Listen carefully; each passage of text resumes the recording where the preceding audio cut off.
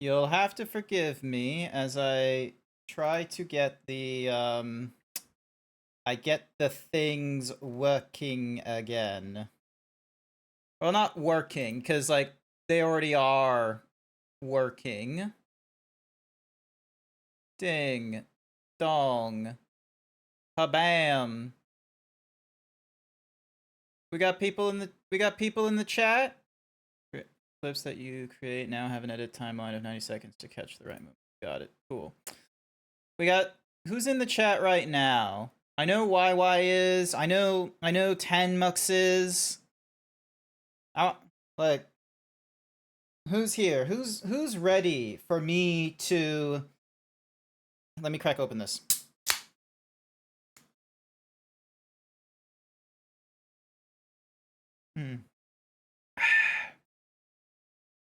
This is honestly delicious. Mm-hmm. Alright. Those were added.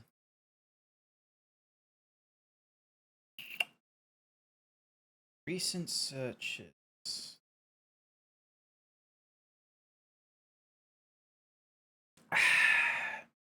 Two minutes to go. Yeah, I can sit here for like almost 2 minutes. Oh, actually, I need. Where's my phone? Where's my phone? I need my phone because I have remembered to where is it? Where is it? Where is it? Here it is. I remembered to get myself notes. Hey, Sir Dragon is here. Coming in with that gun. Welcome, welcome. Actually, I should probably have, you know what? Hang on. Words on stream. Words on stream. How does this game work? So, for streamers on Twitch, in order to get the best results, reduce... Yeah, cool. Got it. And then we authorize it. Interesting. So, alright, guess on your phone instead of the chat. Alright, so I don't want music. Won't require your actions to continue. Paste the link below on a new browser source. Okay, copy link. Interesting. Alright, so if I go browser, and then we're gonna go words on stream.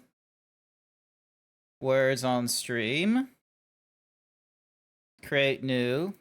Ding. Dong. And then the width is gonna be 720. Oh wait, no, the height has to be 720. So 800 by 720. Controlling the volume via OBS. And then ding. Ah, okay, so it changes the what's-a-mahoozy. Alright, hang on. What's 720p? What's the dimensions of 720? 1280. Ah, okay, so the width is 1280. And I click OK. Use the chat to send the words you find. Cool. Yes, you, Grant. Now online. Yes, me. GrantZeebs. Yay! Hi, everyone! Also, I just had a looked over. Like, look at that! I don't know, like, that shit I need a fix. 5 years of streaming and, like, you know, I don't have the what's-a-mahoozies, like, the proper thing. So I'm just gonna refresh that. And then I'm gonna need people to start typing. Now online. Me. GrantZeebs. So, yay. Actually, I could probably do... So yeah, I'll put it in the chatting background. And then we'll go add a web browser source. And we're going to add the existing words on stream. And I'm going to throw you, like, over here into...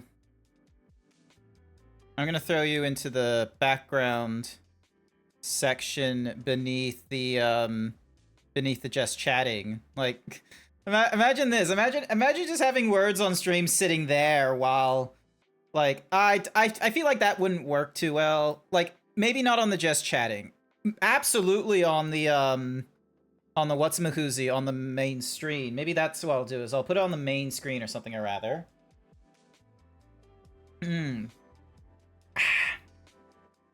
So, scan the QR code to enjoy it even more. Yep, cool, awesome. So, I at least got that, and then and then there's an autopilot mode, so then that way I can automatically hit continue. So, what's up, Spidey boy? Hi! Hi, 5 years of streaming, said with intonation as you need retirement. What do you mean, YY, that I need retirement? The fuck you mean I need retirement? The stim interaction. Ah! Little Incineroar hitting all the redeems. All the redeems turned on. Hi, Incineroar. Welcome to the stream. Welcome, welcome. Hi there, Velk. Did you welcome. see it? Hi there. Hello there, Vince DeLupo. You sound very... Your name is very familiar to another... Actually, no. I think you were in the... Okay. I get interrupted from watching Pacific Drive on YouTube to see a zebra crashing into stream. Just... whoosh. Just... bam. Cookie for little Incineroar. Here's your cookie, little Incineroar. So yeah, I'm back. I've been on break for, you know, like, you know, 2 weeks or so. Like, I stopped streaming, like, like before Christmas went off. So we had the week of Christmas without me streaming. We had the week between Christmas and New Year's. I've not streamed. I didn't stream when I immediately got back because I, like, you know, there's all kinds of nonsense. Ah, you were about to say my name sounds so familiar. Yeah, because I did a sneaky, like, I have notes on what it is that I want to talk about, but before I go into that, I did a sneaky last night after trivia night with friends. I did a sneaky of going onto Monster Hunter Wilds to pick up, like, the Fortune Pack, and then I was helping out Code the Yoshi in their Monster Hunter Wilds game, and I ended up in I actually ended up in a Monster Hunter Wilds session that I think had your name as DeLupo. Like, I'm pretty sure, like, because there was Lupo, there was Kaizi, there was Code the Yoshi, there was a whole ton of people. There's, like, up to 100 people that can pop up in a Monster Hunter Wilds session now, rather than just, like, the normal 16 or 32 peeps. So it was a pretty big, like, online session in Monster Hunter Wilds as opposed to Monster Hunter Worlds. I don't even play Monster Hunter Wilds. I don't even own a system. Okay. I must have been thinking... It must be someone else. Maybe because of Lupo, like, they had, like, Oz Lupo and such, and maybe DeLupo. Is DeLupo, like, a common name?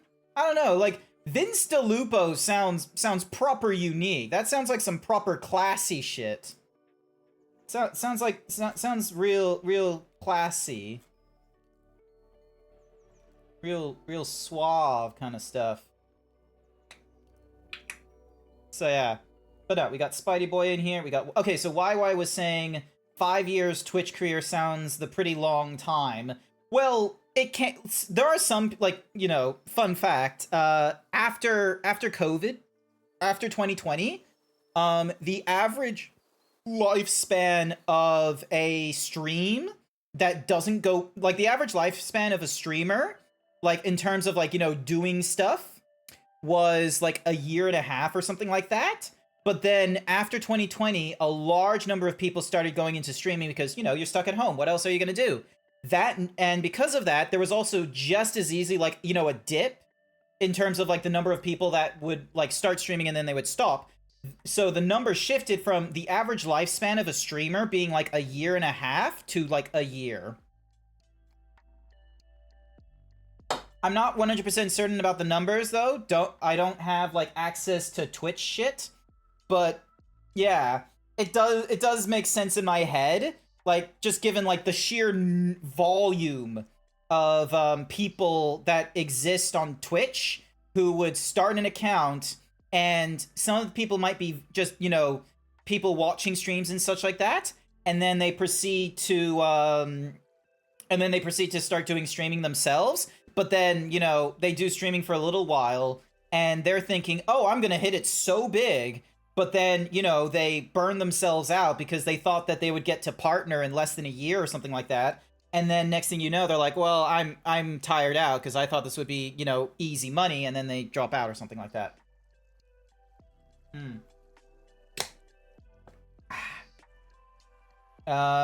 If you really want to know, I used to go by Jason Barrett Navy Wolf. I revamped last year to this name, so you might be thinking of someone else that has Lupo. I'm almost 2 years in on Twitch. Nice.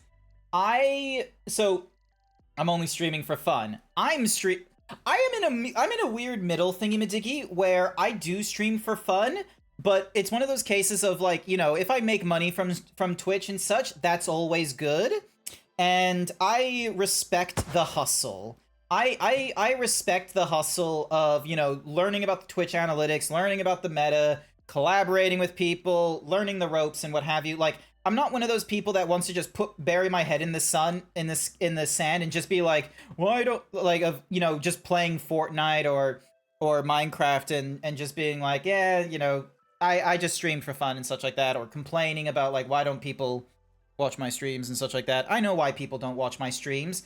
I am a giant 7-foot zebra. Like, look at this. Wait, that's portrait. Look at this and this and this. Like, look at all this stuff. Like, this is not your standard this is not your standard VTuber model. This is a custom, like, you know, some furry shit right here.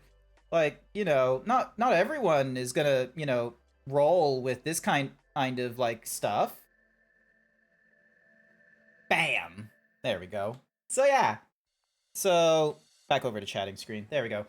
So I used to be a Navy Wolf, and now you're a mob boss. Ah, hence the Delupo.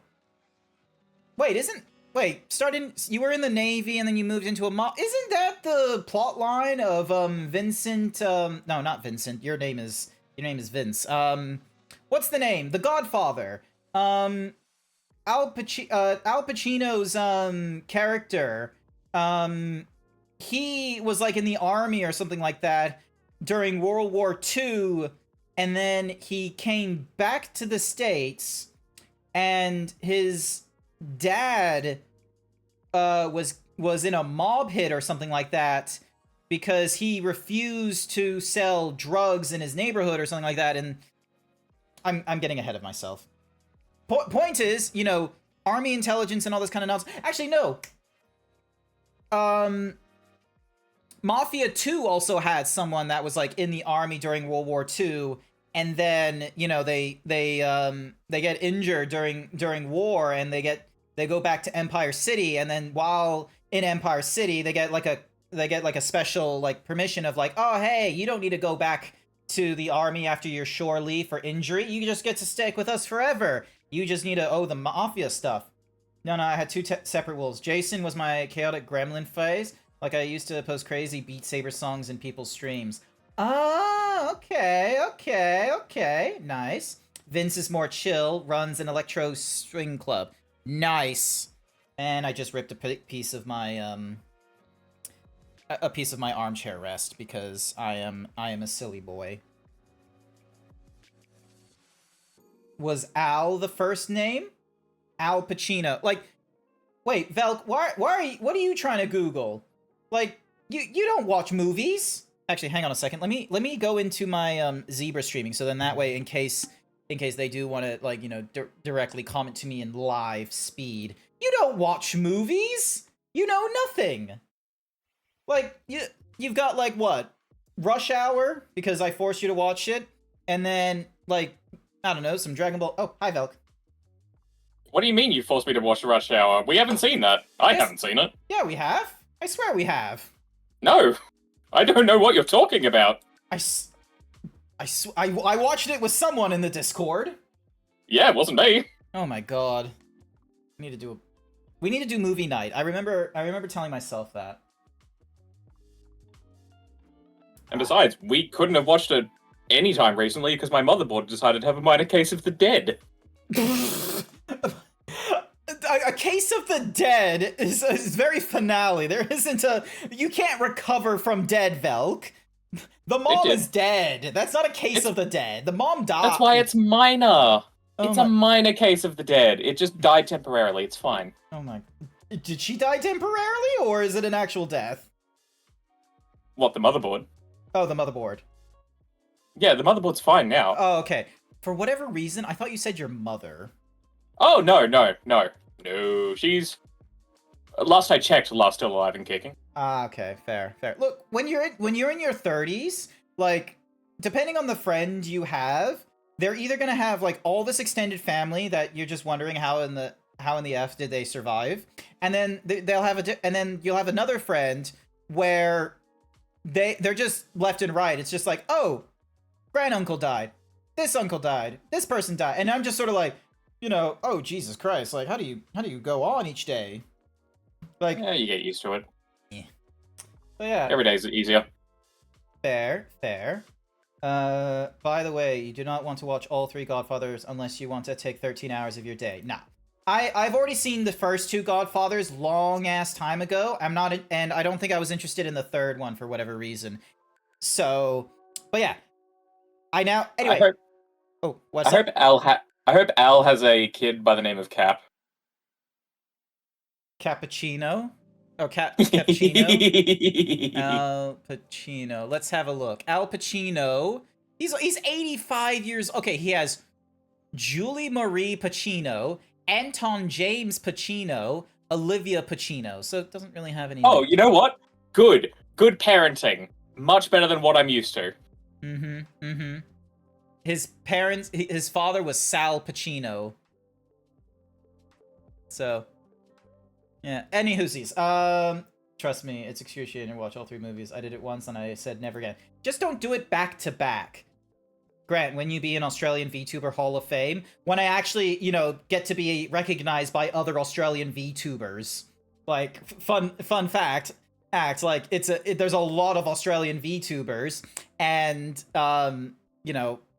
if there's anything to go by with the Streamer Awards, VTubers, like both the viewers and the people who actually do the VTubing, it does get into a little bit of high school drama. I don't know if Velk, you're aware of this, but last year there was like the Streamer Awards or something like that, and there was like a VTubing category, sorry, and it had like the obvious choices where it's like you had Iron Mouse. She's like one of the biggest VTubers around. Alan's based in like Puerto Rico, has like demon lady and such like that, and she has like a normal like anime avatar. There's like 2 other like ones, and there's one that's like it's a fursona but not really a fursona. And then there was Burnt Potato, where it's quite simply those like that face cam program in Steam where it just grabs like your eyes and your mouth only from your face and superimposes it onto an object. Weirdly, yes, because I have that for some reason. Yeah. So there's a streamer out there called Burnt Potato, or BP, I think was their short, or Crispy Potato or something like that. See, any hoosies.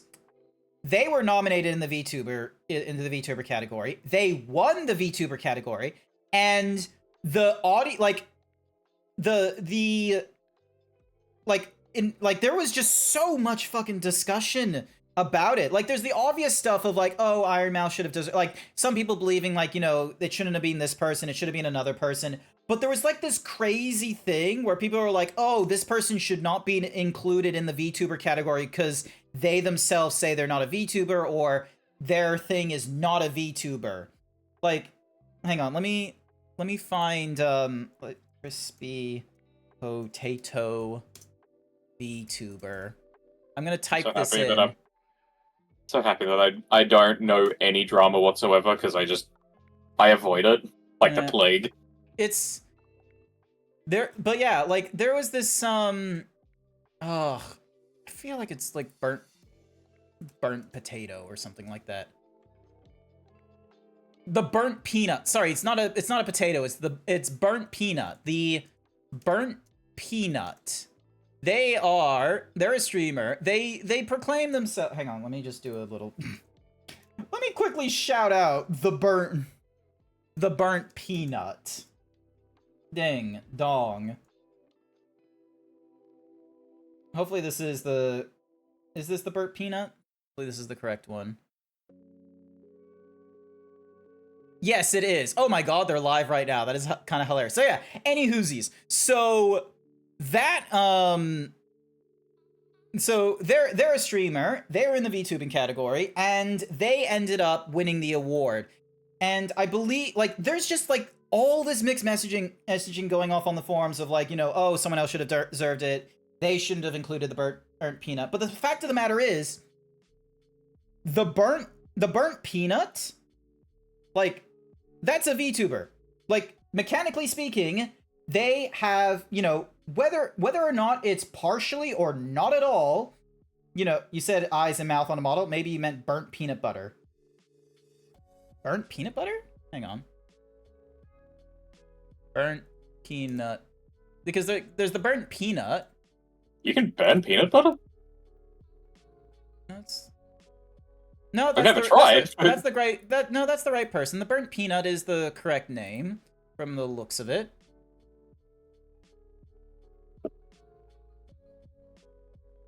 Without butter. It's auto... Oh, it auto-corrected. Okay. Anyway, so, like, on a purely mechanical standpoint, whether or not there's any, like, you know, IRL aspects of them... So, if the IRL is less than 100% or what have you, like, if you really want to be, you know, real fucking pedantic about this, unless someone is going to be Dionysus and give me a naked chicken and say, behold a man, but...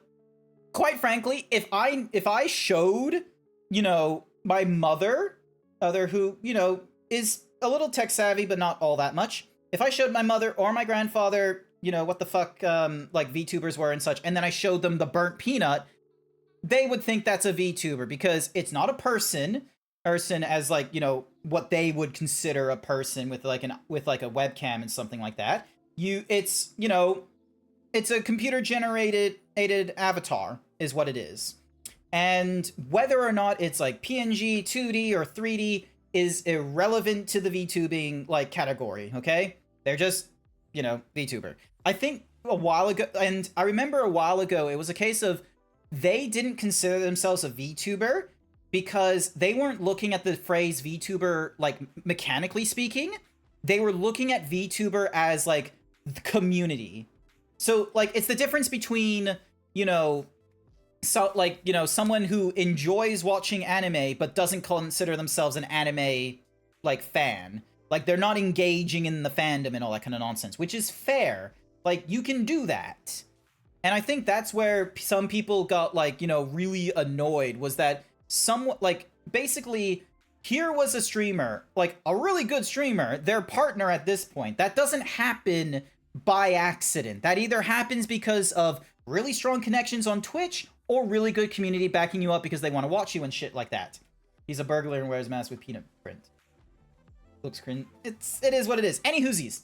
So he won the award, and he did it, like, in a category where some people thought, oh, if you're a VTuber, you gotta be collabing with, like, other VTubers. You gotta be in the universe. You gotta be, you know, with heavy backstory and all this kind of shit. But quite frankly, you don't need that.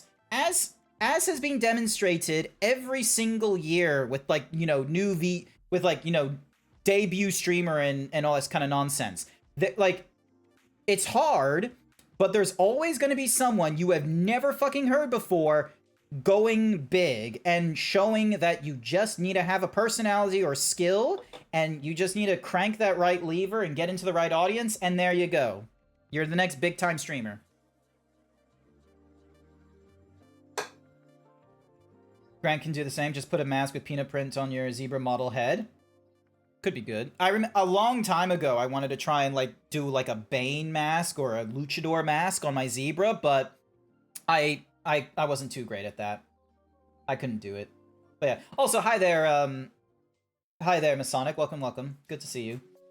So yeah. Alright. Ooh. I got my notes. Thank you, Vince.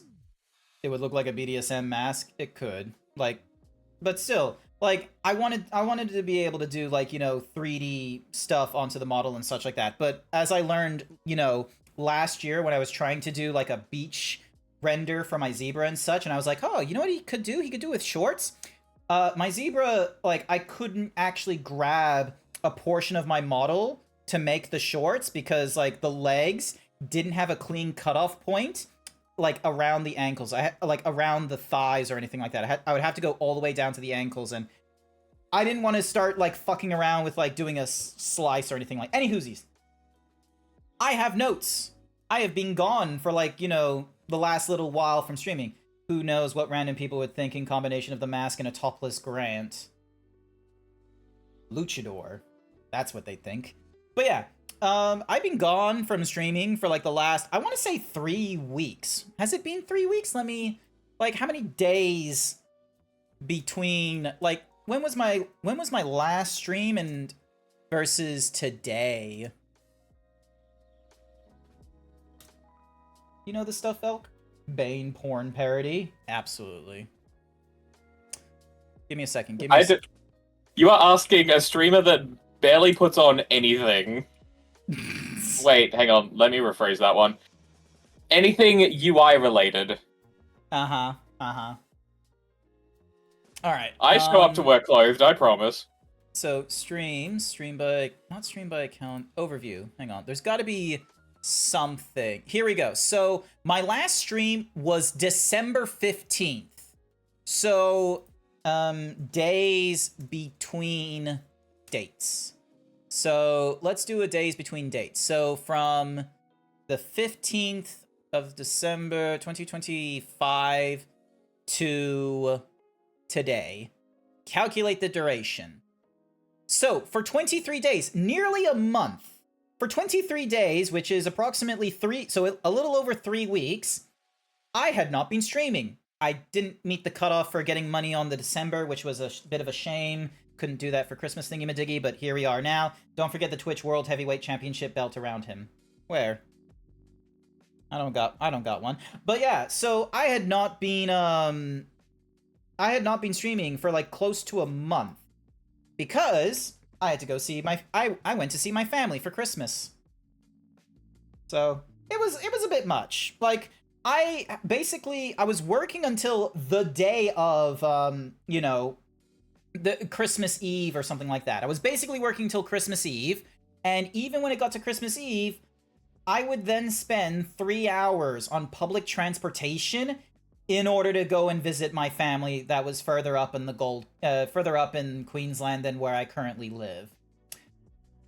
It was okay. Like, I got to see my grandfather, which I did last year, like, the previous Christmas. And I told myself that, given, talking with my grandfather, it's like, I don't talk to him about this. I don't talk to him about, streaming as a VTuber model that is a himbo zebra with giant pecs. Because then I'd have to go down a fucking rabbit hole of why did I pick a big booby Zeebs? And it's like, well, actually, I went for this one because after several, iterations of, peer review and such, thinking that in ERPing, this was the best choice for attracting the ladies. I was totally wrong, but I had already invested hundreds of dollars in commissioned artwork, so really I'm stuck with him as a bit of a mix of personality and also is just meanness. So, didn't want to do that kind of discussion. The stuff that I talk about with my grandfather is real-world shit, like AI in the workplace, politics, health, the United States, what my mother is doing. These are topics that, it can get a little intense. Tempers can flare. So, it can get high strung. So here I am having a having like a bit of a holiday, and after being surrounded by like artists and all these kinds of people that are like, oh yeah, AI is being misused inappropriately, and quite frankly at this point we need to be having a hardline protest against any use of AI, because otherwise then, like, any utilization of AI is condoning of the overusage of AI. But talking to my grandfather, He doesn't get that. He doesn't get, like, that, you know, AI is going to be misused if we give any sort of inch. So he's just sort of like, oh, isn't AI great to have in schools for students to learn things in chemistry and physics that they'll ask this AI, and the AI won't immediately give them the answer, but will instead just, you know, try and teach them? And I'm just sort of like, no. This is like, in an ideal world that would be great, but you know, we're kind of leaping through a lot of conclusions here. Girlfriend, he is probably out cheating me. No, I was pondering the orb of the ancients, and it says you're short. Who says that, Wild Saber? I have no interest talking with the family IRL. I don't want them to know too much about my furry life. Like, I'm not the most interesting person in the world, unlike my cousin Becky, who talks about her job every Thanksgiving. Becky sounds intense. Laid up in bed with my sprained ankle. Well, next time, ponder the orb in a seated position and you won't sprain the ankle. I think.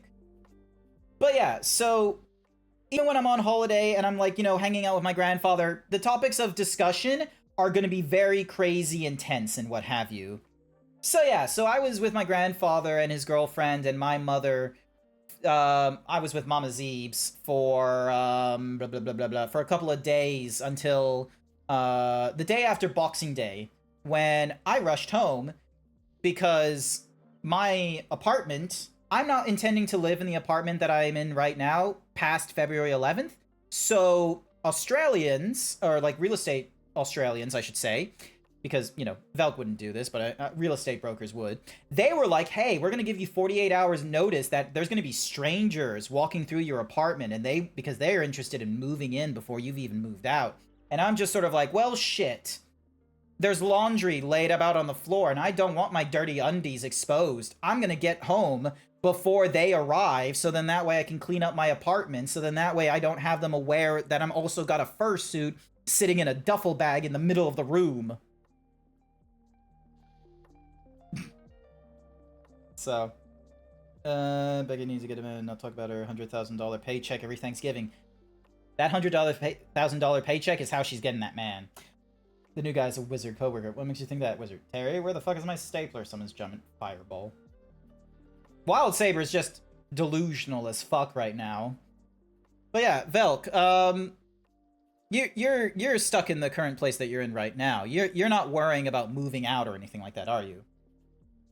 Not until someone comes down with a major case of the dead.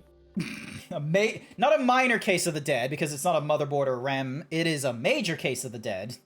Yes, correct. So yeah. So more permanent. Yeah. It's the pain meds. Yeah, should have figured it was the pain meds. So yeah. So where was? Oh yeah. So rushed home, cleaned up my apartment. People looked around the place. I decided to do a little funny and leave my Halloween decoration skeleton in my office chair. So then it was just real fun because like I was just sort of sitting in my dining area, in like the dining living area, and I could just see in the like, you know, in the corner of my eye, like people would like go to the office like bedroom, and I would just see people just going, like just having like a flinching moment of like, oh, there's another person there, but then they realize it's a skeleton. So that was good. And yeah, there was like 15 people. In the span of 10 minutes, 15 people went through this apartment, looked around, made sure they didn't open any closets or anything like that, trying to figure out whether or not, you know, spending $650 a week on a 2-bedroom apartment was a good idea. So, $650 a week is too much for me. That's like, for the Americans that pay on monthly, that is approximately $2,500 a month for a 2-bedroom apartment.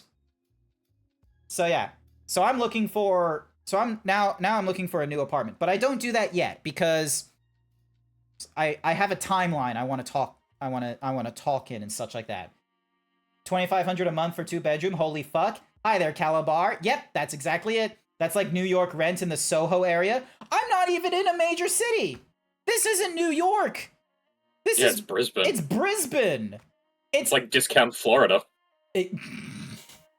Queensland is a Tell me I'm wrong. You're not wrong, because as I always say, Queensland is just a mixture of Texas and Florida. You got 3 major cities that people actually hang out in. Sunshine Coast, Gold Coast, and Brisbane. Everywhere else is rural as fuck because people are trying to survive from sharks, crocodiles, and spiders.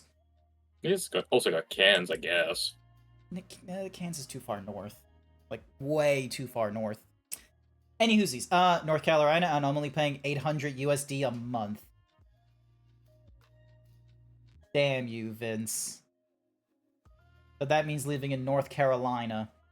So yeah, got back home, cleaned up the apartment. 15 people plow through, looking around. It's just like, how much is it a week? $650 a week. Thanks.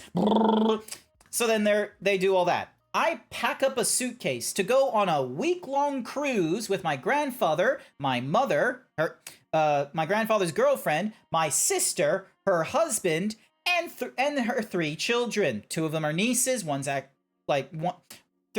nieces and a nephew. The older niece and nephew are were through the marriage, but then there's one niece who's 6 years old that is by blood. So that one is my actual niece. The other 2 are just I'm like their step uncle or something like that. Is that how it works, or is it uncle-in-law? I honestly gave up when a friend of mine was an uncle, or had an uncle that was younger than him. I gave up. I don't question this shit anymore. Look, fair. I can't. I've seen Shit's an episode dumb. of House Hunters International with the Australian episodes. There's a House Hunters International in Australia? I'll need to Google that I'll need to make a separate note of that. Velk, my secretary, before this quick 30-second bit, please type in International House Hunters, parentheses, Australia episode. God, I'm so... I actually typed in parentheses, not actually parentheses. Christ! Oh my god, it's so hot. I need to turn on the fan. Hang on. Fan's turned on. It's gonna take From comfort to Tennessee to a new start in Australia. Ugh. Ugh. God, this looks like daytime TV. It is daytime TV with a title like House Hunters International. Yeah. So, there's a few. Where are they going? Yeah. Oh, they're going to Cairns! That doesn't count! Oh, wait, no! Worse, it's Townsville! If you're wondering where Cairns and Townsville are, I want you to look at a map of Florida. And I want you to imagine for a minute that instead of the environment of beaches up the wazoo, there's just Arizona desert. And I want you to put that at the tip of Florida. That's where Cairns and Townsville is. It is fucking nowhere. It is actual butt-fuck whoop-whoop. It is also extremely hot and extremely wet up there. The last time I went up there, the trains had 20/20 air conditioning. Yep. And if you're wondering what that is, 20 windows at 20 kilometers an hour. I didn't make that one up. Working. The Hang on a train second. people did. The fishing isn't working for whatever reason. Hang on. Fish. Pet. Video restaurant times by 3. For whatever reason, the fishing isn't working. Why is the fishing not working? Oh. It's no longer connected to Twitch.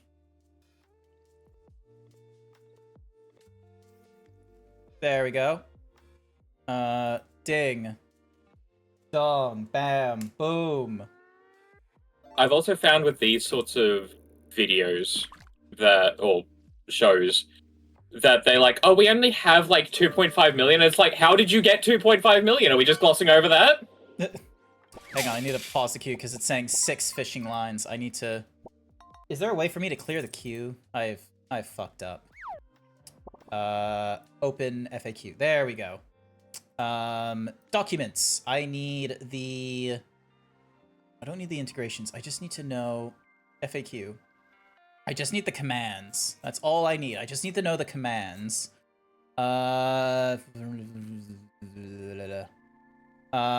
Fish times something or other. Fish boost, mute, reconnect.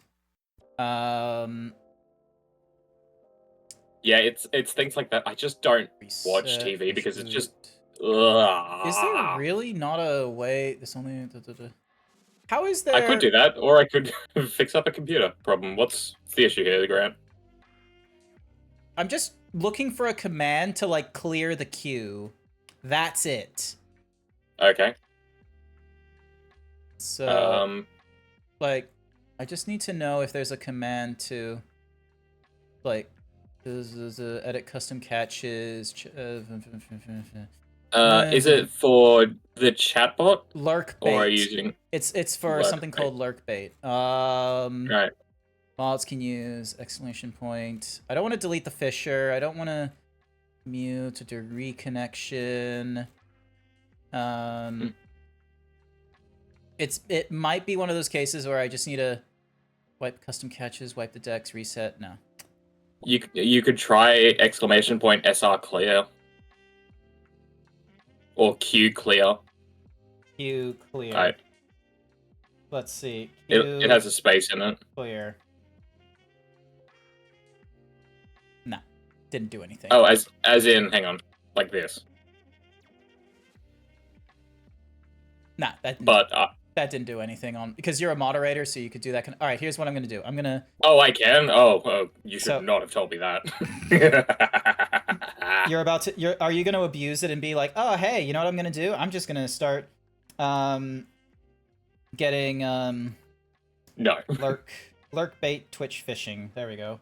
But now that I know that, weird things are gonna happen, and I promise it's not my fault. Hi there, Porking. Actually, no, Porking is Noah guy. Hi there, Noah guy. I vaguely remember this. All right, successfully connected, and then I'm not the menace. The Bumble is. there. All right, so you did it. So we've done one fish so far. So we're gonna go fish exclamation point het x2. Yeah. Oh, you'll see. There we You'll go. all see. So yeah, so that goes back to the supermarket. Het's got a car again. It's not a stream without technical issues. You are right. It's the first one. It's my first stream of the year, and there's going to be technical issues. What's wrong? I was exposed to $1 million listings on Bravo, but houses I've seen, like there's trying to sell a house with 15 bedrooms and 20 bathrooms. I don't need 15 bedrooms and 20 bathrooms. I just need one bedroom. Hope the break was wonderful. The break was all right. I have notes because there's so much I want to talk about, and I need to keep like the timeline like in my head because yeah. So for about 2 days, I wasn't with my family before I went on a cruise. I went on something called the Carnival Cruise on the Carnival Luminosa. It's this giant cruise ship. Like it's like 2 football fields in length. Apparently, it's big. So, or maybe it's just a football field length. Any whoosies. Carnival Cruise is a fun boat. Okay, so you know of it. You know of it. Cool. Awesome. I've seen vlogs of it. Interesting. Well, I didn't vlog my experience for this one. I just, you know. I had my experience as it was. Thank you for the Hyper Himbo head. I greatly appreciate it. So, after getting back home, I packed up my stuff in a suitcase, got myself some, like, you know, Ugg slippers, sunscreen, you know, several shirts, several pairs of underwear. I then joined my family on a cruise ship. And for 2 days, we were out at sea. First thing I noticed, there's no bins. Like, you can grab drinks, you can get cans of Coke, or whatever, like, soda you want, and it'll come to you in a can if you ask for no ice. You can get food that's in, like, a wrapper, like a burrito, but normally comes with a plate or something like. Anywhoosies, there's no trash cans on this cruise ship that I can see. Like, I walked from one side of this boat to the other with a can of Coke in my hand, looking around, going, where's a recycling bin? And there is none. And I'm just like, what the fuck am I meant to do with this? It wasn't given to me in a glass. What do I do? So then I learned that, like, you just need to sort of wing it and just be, like, setting the can down on a table. They pick it up for you. Sorry? Really? Yeah. You have to rely on someone else to do a simple thing that everyone should be able to do. So the way Like, that promotes littering. it does, and the thing is that you're on a cruise ship as well. Like, what's stopping the person? Like, imagine if you ask for a 4x gold or a hard solo, and you crush 2 of them in the span of like 10 minutes or something like that. You're very likely to just crush that can and just go, yo, bro, check this out. Tosses it over the ship, go, fuck you, Nemo. And then there's a $500 fine if they catch you. Like, it's not worth littering. Like, and there's no bins. So you just have to like kind of crush the can and just leave it for someone underpaid because they grab people from Malaysia and the Philippines and China to do all the work for like cooking and the cleaning. And I'm just like, that don't sit with me.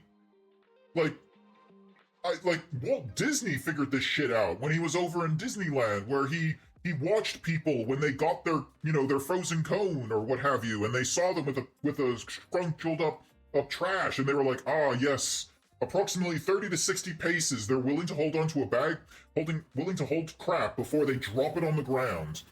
Like, he figured it out. And you're telling me on a cruise that we have to, like, it's so weird. Like, it's a weird level of privilege to be like, yes, I'm kind of done with my plate, or I'm done with this can, and I'm just gonna leave it on this dining table and walk away. I'm gonna walk away from this table. Nutty. Could not do that. So, the logic is you're supposed to be relaxed, not doing anything, so no trash cans means the crew employees do everything for you. That feels wrong. Yeah. Like, in Australia, like, where we have, like, recycling and landfills split, like, for the longest time, even if you live in a state where they don't do the recycling processing and such, they still split the trash and the recycling. The cruise is so freaking vile on 1,000 levels. Yeah, so, but I will give it this. The food and drink was really good. I drank so much, because I went and got myself, like, a 0 alcohol pack for drinking, because I didn't want to worry about, spending $5 or $6 on a can of Coke, and then, having like a $200 limit on my card, and then all of a sudden, I go for my 50th can of Coke halfway through the cruise, and they're like, I'm sorry, Grant, but you need to top up your Go card in order to get more caffeine. I don't want to do that. But then I learned, numbers wise, you need to drink about blah, blah, blah, blah. You need to drink about 8 cans of Coke a day to make your money's worth with the drink package, or 4 mocktails where there's a lot of sugar in them, which is why many like the cruises for quality of life stuff. Interesting. I gotta head off. Good luck. Oh, you gotta head off? Okay. Thank you for sticking around as well as you could, Velk. Really appreciate it. Woo. We'll try not to spin out. Thank you. Yeah. I hate when cruise ships make you pick between 2 options, unlimited drinks or unlimited Wi-Fi. Oh, that was the other thing as well. You had to pay for the Wi-Fi. Like, they had a free Wi-Fi, so then that way you're able to, like, get onto the Carnival app to be like, oh, hey, when is the dining room open, or, booking a table, or finding out when you can start having burritos as early as breakfast. I was not willing to spend $40 a day on Wi-Fi. I very much was not interested in doing that. I was out on sea for 2 days. I had no access to the internet. And then I opened up my iPad so I can catch up on episodes of Stranger Things. And when I connected to the free Wi-Fi, and I clicked on a little link that said, hey, download the Carnival app hub. And then I clicked on that link. It took me to the App Store. I never downloaded the app. And all of a sudden, my iPad had the internet. Some fucking how I circumnavigated the Wi-Fi filtering so that on the free Wi-Fi that they gave you, that asked you to spend $35 to get to the internet and what have you, I was able to circumnavigate that. Crazy. Drinks I can understand if it's their exclusive stuff, but Wi-Fi at this point, everyone's got a phone and needs it to function, so it's an unnecessary money grab. Like, if you were like close to the coast and such like that, absolutely. But this one, you were like going out into maritime, you're going out into foreign country. Like it's a take it or leave it kind of thing. But yeah, I was somehow able, being a very smart himbo Zeebs at the time on my holidays, was Hacker Man. Got myself free internet because their network team was absolute shit because they wanted to have restricted internet, but then they also needed to give people access to download the Carnival app, which is only available via the App Store. So at some point they have to, allow you to download things from the App Store. But yeah, I broke it. So yeah, spent a lot of time on there. We stopped off in like an island south of Vanuatu. I didn't really go on the beach. I didn't really care for it. Can be a gym setback for some. It was a gym setback for me. It very much was a gym setback because I put on like 3 kilos in the span of a week. I was scoffing, like I was not dieting. I was having breakfast burritos. I was having double patty burgers. I was having all kinds of mocktails, which was filled with like sugary like mixed beverages and what have you. Like I put on like 3 or 4 kilos in the span of a week when I got back home after I weighed myself and realized how far I'd gone. So I'm gonna have to.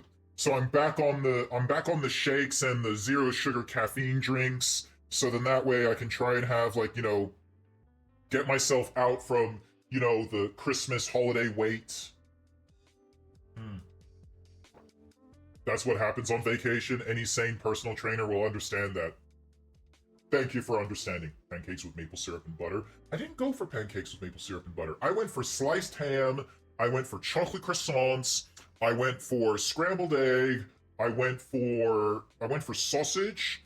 The food was amazing though. That was the thing that got me every time, was just how good the food was. And I didn't have to pay for the cruise, thank goodness. I only had to pay for the additional drinks. I only had to pay for, things I wanted that were outside of the drink package.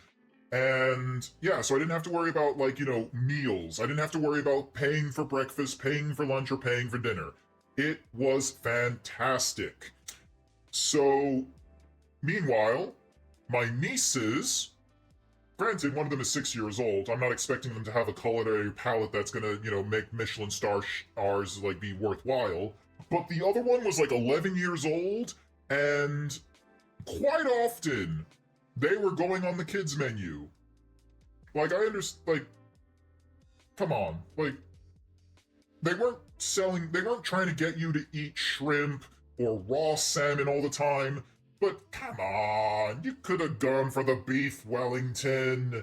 You could have gone for the mee goreng noodles. You could have gone for stuff, but then I see you going for like just, chicken palmy or chips.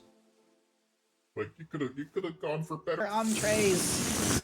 Sliced ham, so that's why my thighs look thinner. No. Now we're not gonna be eating porky.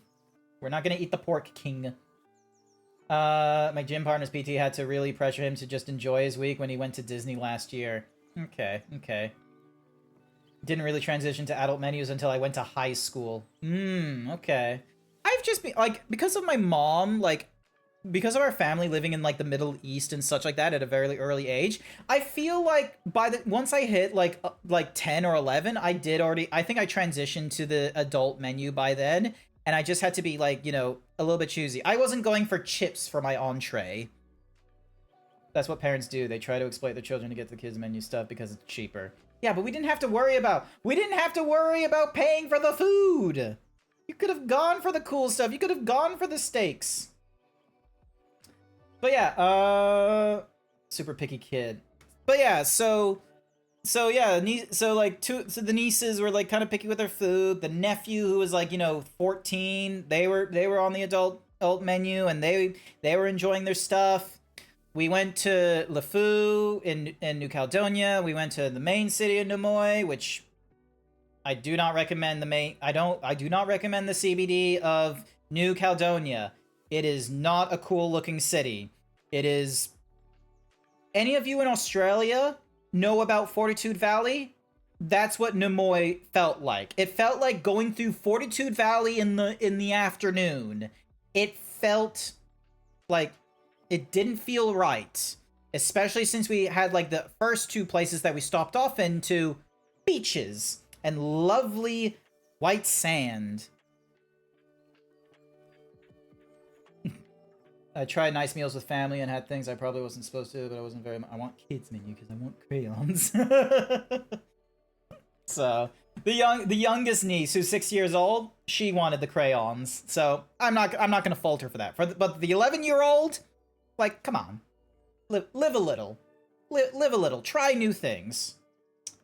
Outside the cruise, that's what parents didn't message. Don't wanna. Haven't been in that area in years. But yeah, that's what Nimoy was kind of like. So yeah, so all right. Oh, there was a World War II museum in Nimoy. Like, it wasn't like I've been to museums in blah blah blah blah. I've been to museums in what's-a-mahoozy in let me see. Can I drag and drop this thing? Yes, I can. Awesome. So I just need to do this change here and go browse, and then ding dong. Wait, unless copy as path, ding dong, bam. Ding dong, photos, and then date modified, and then 1, 2. Oh, why is it? Inge 2800. There we go. All right, so I was in a World War II museum. A lot of it was written in French because, you know, New Caledonia, like, this is a bit wild to say aloud. New Caledonia is owned by the French. France owns New Caledonia. France, for whatever reason, owns islands, weirdly enough. So yeah, anywhoosies. They showed a little wall that had, like, all the different posters from World War II. Oh, the show-off image isn't doing the thingamadiggy here. I'm gonna go over to here. Now, this is the wall. I want you to have a look at this wall, and I wonder if any of you are sharp-eyed viewers who could probably tell me, like, you know, what is the odd man out? Which poster is not era appropriate? The self-indulgence, that's error appropriate. We can do it, that's error appropriate. The Captain America, yeah. Hang on, let me zoom in on this Captain America. That is, like, now I will be real with you.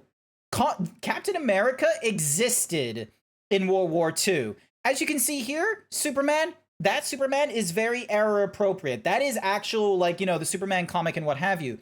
But that Captain America right there, that is not era-appropriate Captain America. That's not Captain America, you know, on the front cover, you know, throwing a haymaker over at Hitler. That is a Captain America from the Marvel Cinematic Universe when they were doing the Captain America Winter Soldier line. That was what they were doing. So yeah. Crazy. That looks AI generated in a way. This was before AI generation and what have you. So don't worry about that. But yeah, that Captain America, wrong era. That's Captain America like late 2000s, not Captain America 1930s, 1940s, convincing America they should join World War II. Fun fact, the comic book where Captain America is punching Hitler that was released before America went into World War II.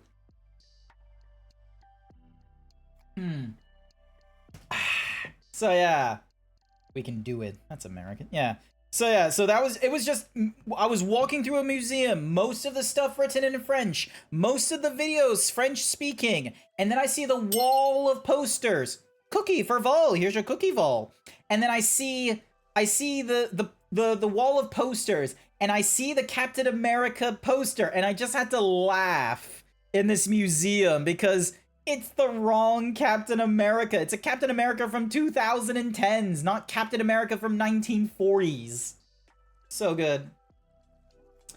That looks like Captain America from the Disney Channel Avengers cartoon series.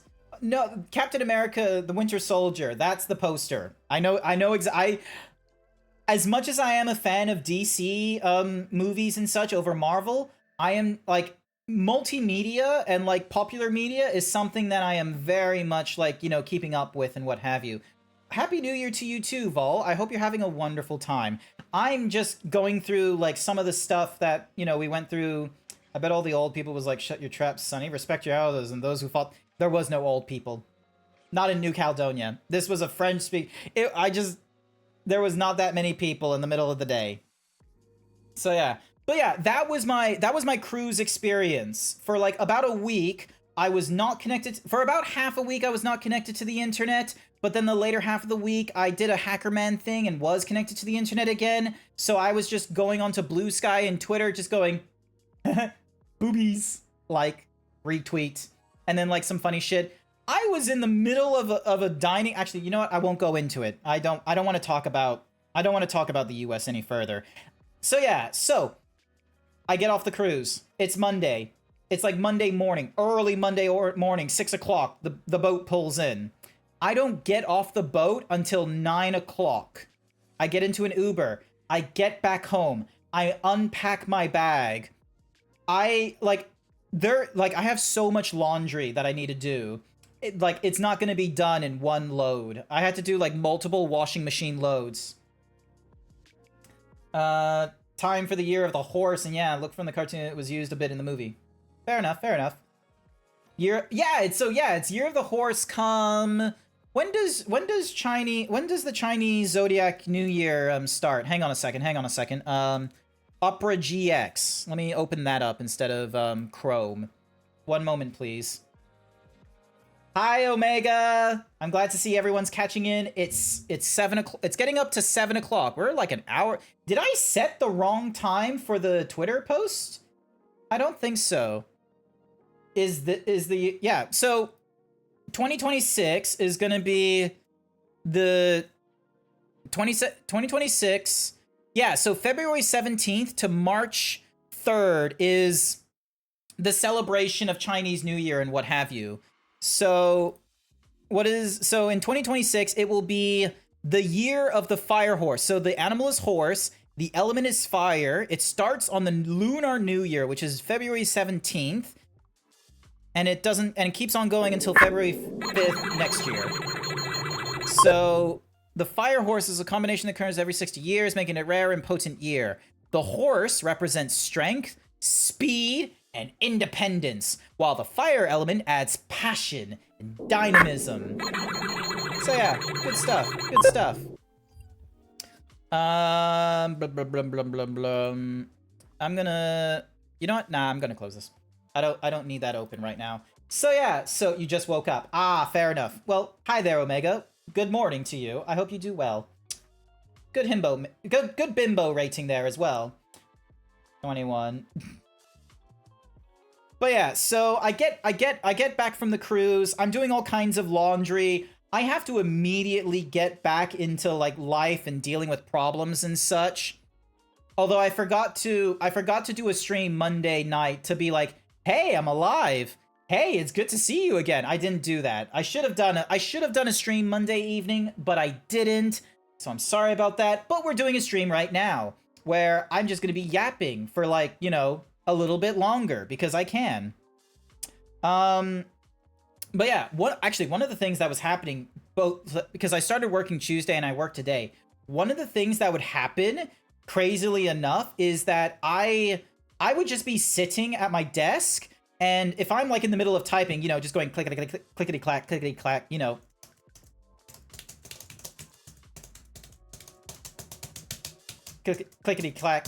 clack, and then all of a sudden my brain would be like, current's changing, you're gonna need to tilt to the right, and I'm like, what? My brain would just have my inner ear function be like, oh hey, you need a sway, you need a counter sway, and I'm like, What? No, I'm in a building. I'm on solid ground. What do you mean my body is like wanting me to go work? You like why does it want me tilting? Why does it want me tilting? So that was happening for, at a random period in the day when I wasn't concentrating on sitting or standing. You remember that from after going on a cruise many years ago? Yeah, so this was my first cruise, so I had that happening to me. Excuse me. Post-cruise stuff, always fun. Yeah. So hopefully I won't have too big of a problem with more like swaying or anything like that come tomorrow or the next day. But yeah, so I get back from the cruise. Next day, I'm hitting the ground running. I'm back to work. I am also back to looking for new places to live. I have about a month to look for a new place because the place I'm in, I knew I was going to be moving out of this place. I don't have that swanky of a job.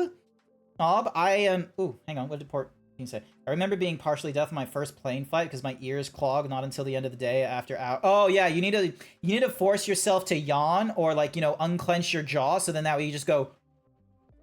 And then next thing when you unclench your jaw or something like that, your ears will just go.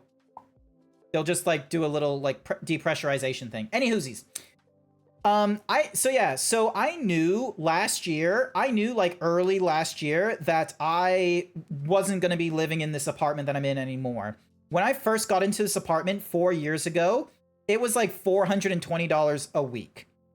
I can handle $420 a week with my current pay right now.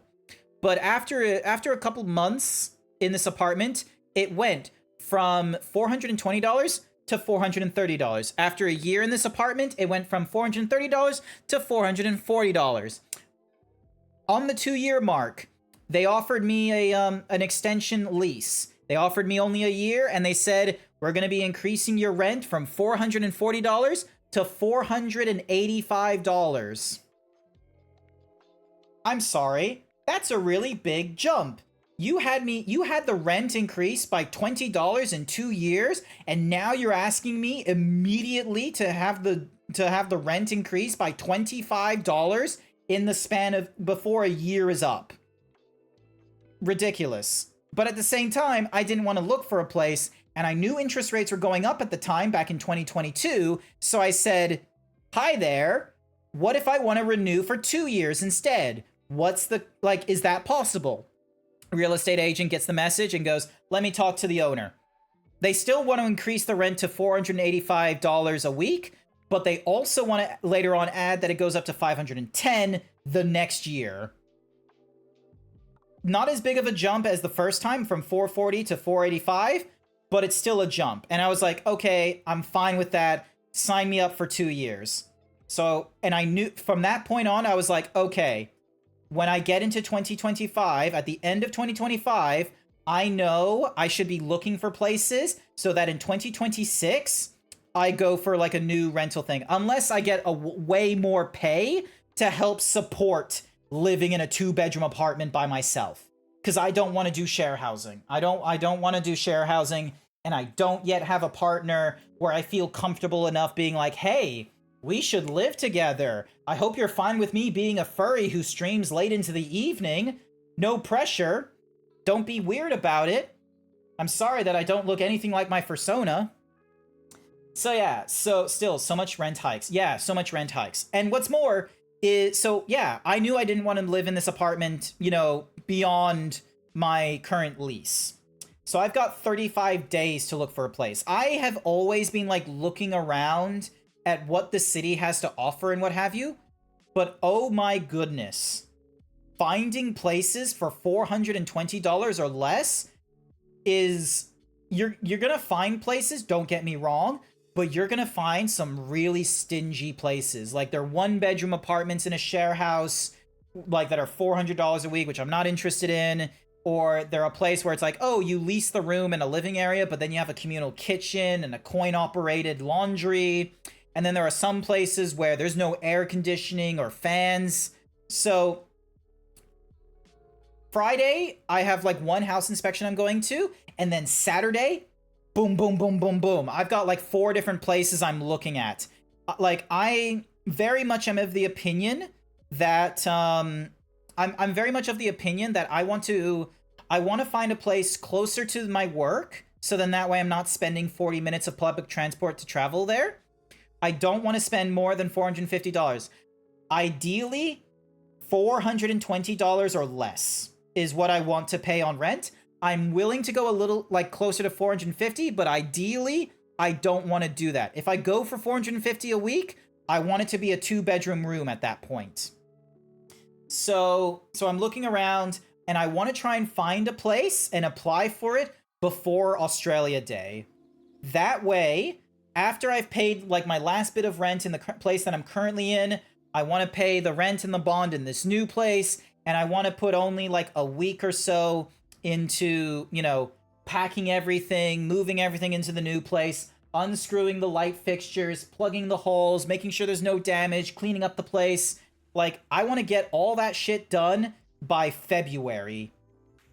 So I needed to, and I have 34 days now, technically speaking. I have like 34 days to look for a place to live.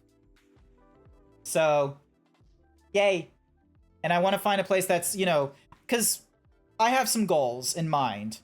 Like, I have some goals in mind as to, like, what it is that I want to do. Wait, unscrew the lighting? No, so I have these lighthouses for VR streaming. Or VR, no, not for VR streaming, for VR. I have these lighthouses, and I checked in with the real estate agent, and I'm like, hey, is it okay that I screw these VR, like, fixtures into the ceiling? And they said, yep, absolutely fine. And I was like, cool.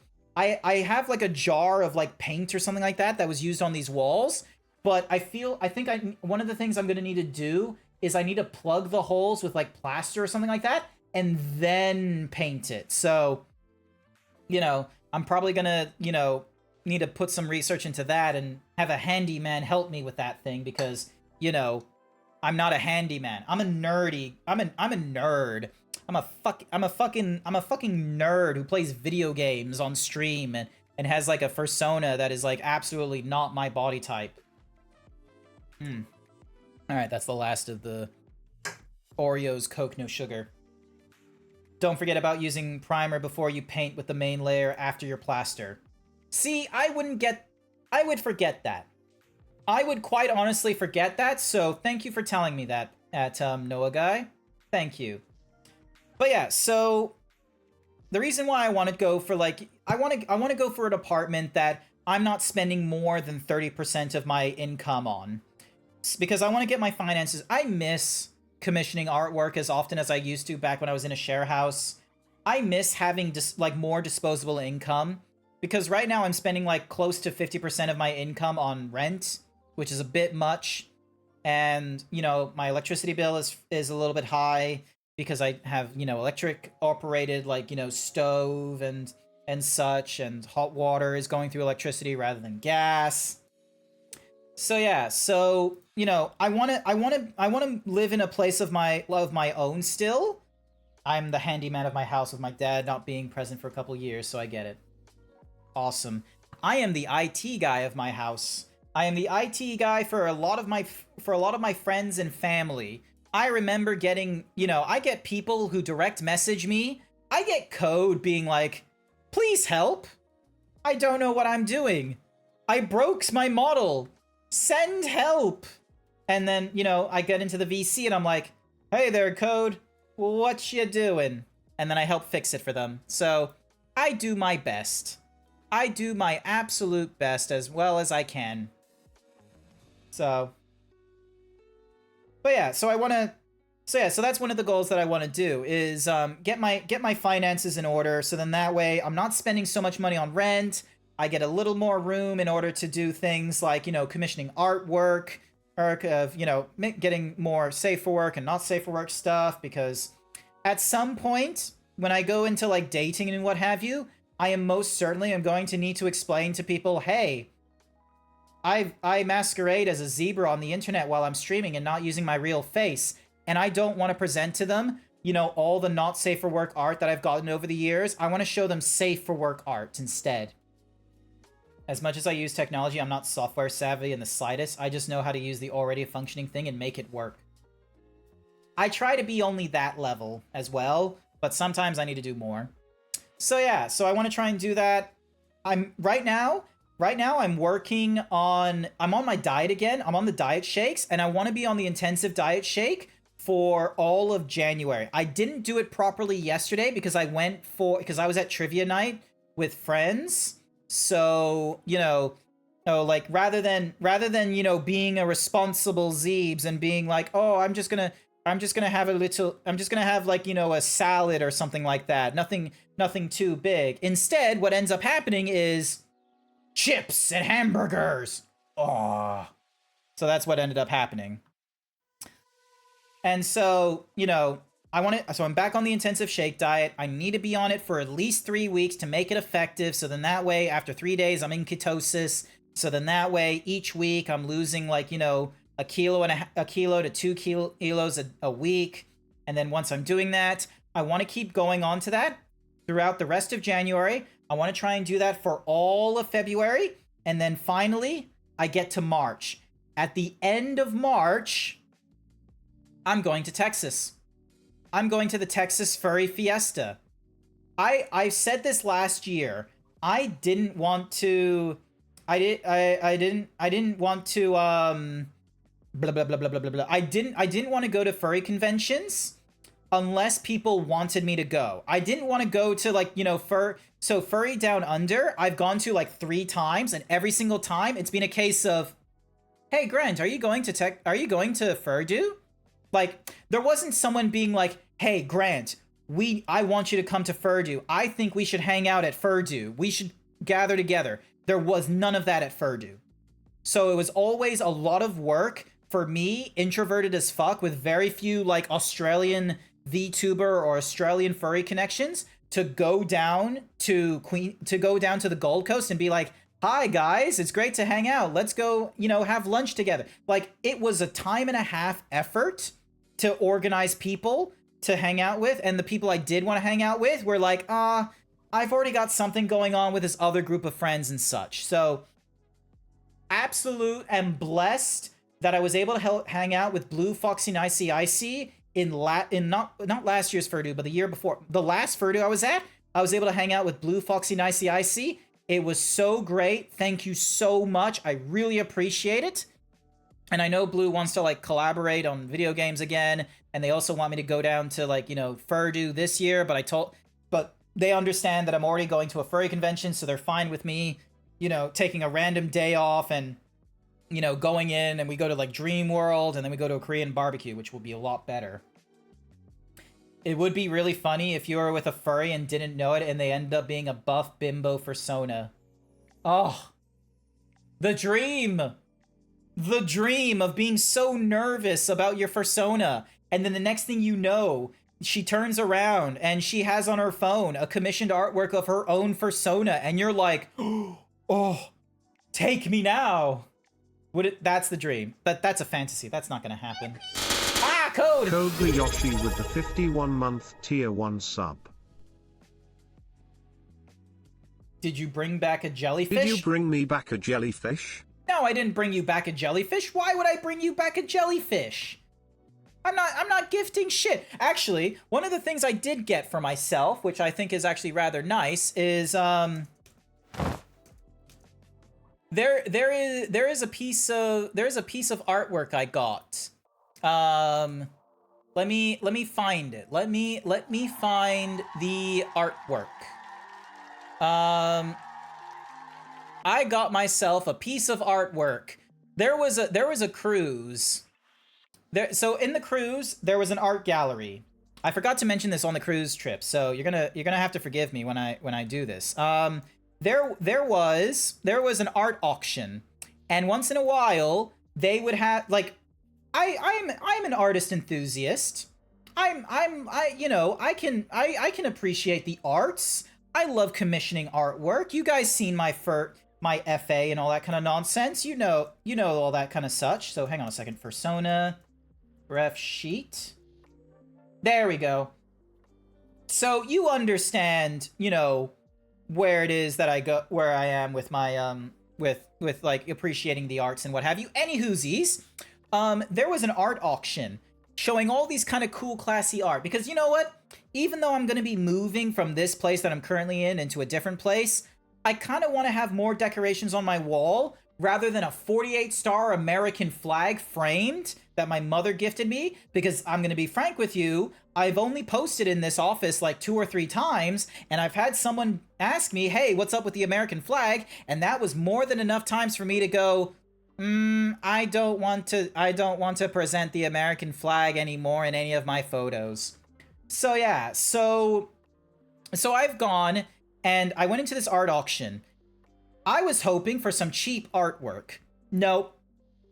There was no cheap artwork.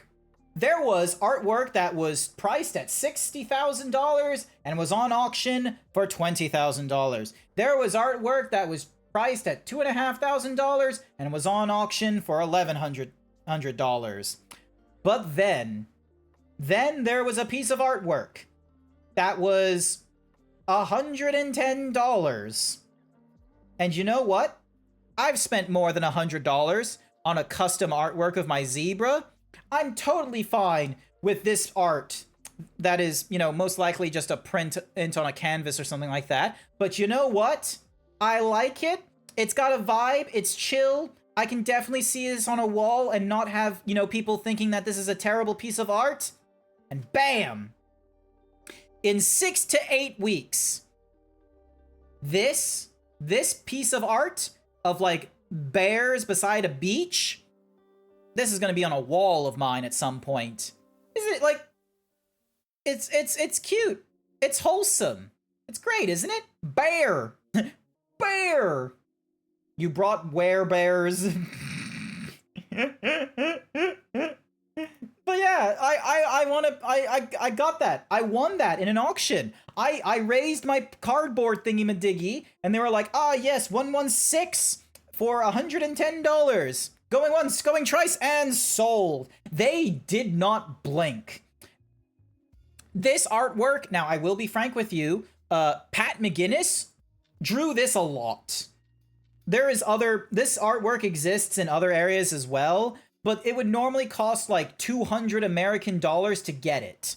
So I got this for a relative steal, and, you know, I got to be part of the art auction, which, you know, made me a little bit excited. And then I had a pang of worry because I was like, hang on a second, did they say $110 or $1,100? Hi there, Code. You're muted. No, I noticed I was muted. I was letting you finish your sentence before I said anything. Yeah. Hi, Code. It's a very nice bear photo. It is a Hello. it is a very nice bear photo. Hi there, Lord Secret Spy. So yeah. So unfortunately, Also, I thought I'd come in and just double check and see about that, you know, that jellyfish. I don't have a jellyfish. I don't know why you. But it's gotta go with my peanut butter jelly. It's gotta go with my peanut butter fish. Get your own jellyfish. You live in Australia. No, they're jam fish here in Australia. Get some Vegemite in you. So yeah, hi Code. Hello. So I couldn't take this, like, you know, I couldn't take it off the ship. Like, so what they're doing, and because the ship is like an American cruise, this piece of artwork is going to be packaged and shipped to me from the United States back into Australia, which I think is a little bit ridiculous, but here we are. So I'm going to get that in like 6 to 12 weeks or 6 to 8 weeks. It's going to take a while. Let's just hope they don't FedEx it. Hopefully not. I have it going to my work because I know I'm going to at least be at work for a lot longer than my current place. So I was like, yep, ship it to there. I've carried framed copy of a jersey on a train station. I carried an ottoman on a train station. I'm totally fine with, you know, whatever package it decides to come in, whether it's in like a rolled up tube or if it's in an actual like box container because, you know, framed. Why did you carry an otter named Min on the train station? Ottoman, you know, a footstool thing. No. It was an otter named Min. Oh, that wasn't funny. You tried, but it wasn't funny. I'm so sorry, Code. Doesn't work. Where? Hey, yeah. hey, Lord Secret Spy said lol, so someone found it funny. Thank you for finding my joke funny. Good for you. But yeah, so I'm getting some artwork, and like that's the thing is like once I get my finances in order and not spending half my paycheck on rent and instead spending like only 30% on rent, I would then be able to do more, art commissions and what have you. So, and probably go for more safer work stuff. So then that way, when the moment arises where I'm going to have to reveal to someone that I'm a furry, I can present them with safer work art instead of, giant schlong or huge pecs. Sorry. Safe for work. Yes, safe for work. You need safe for work art. I can't. Yeah, no. You don't have to worry about that because you got Jason, and Jason's just like moderating this and moderating yours, and it's just like, yep, that's a big belly. Yep, okay, cool. Love you, Code. Plus, I have safe for work. I'm just being safe. Porking just like rubbing the belly, and it's just like safe. Yes, it is safe. Safe. But yeah, so financial thingamadiggy. Head up to Texas in March, so I'm gonna be able to hang out with some of the American furries and what have you. And I'll be frank, like I'm very much looking forward to, hanging out with Unnamed and all the people that they're like, grabbing to, go to Texas Furry Fiesta, because from the sounds of it, it's gonna be a wonderful time in Texas at the TFF, and I feel like it's going to be way more welcoming for me than the last 3 times I've gone to, Furdu. So, it is what it is. But yeah, what was in my... I had to keep notes, because the last thing I wanted to do was to accidentally, like, spiral out into negative topics of, like, complaining about housing, or complaining about finances, or complaining about the US, or any of that nonsense. So, streaming. Actually, there's an advertisement going off. So, Code, what have you been doing? I have been doing a little bit more Monster Hunter. Monster Hunter. Yep. Trying not to melt in this fucking heat. It is hot. It's crazy. Like, it is almost 40 degrees here. For the Americans, once you go over 30 to 33 degrees Celsius, that's 100 degrees Fahrenheit. So, yeah. Cookie for Noah guy. Here's your cookie. But yeah, so also been doing, like I said, doing Monster Hunter. Training up a newcomer at work who is going to be taking over one of the Night Order's positions. And thankfully, because of that has actually increased the amount of shifts I'll be getting soon. So, okay, it means more money for me. So what it is, it's going to be like it's going to be like a rotation where it's going to be I get 3 shifts a week, and then they get 3 shifts a week, which means then I get 4 shifts 1 week. Okay, all right. So that's good. we each get that benefit. Nice. There's been people leaving our work and such, so that's just happened because of like some of the decision making that the corporate is wanting to do, where it's like, oh, they forced like a 2-day in the office mandate. So what used to be a soft suggestion is now you're coming into the office 2 days a week. They got rid of some of like the additional days off that we were getting in a pseudo like 9-day work fortnight.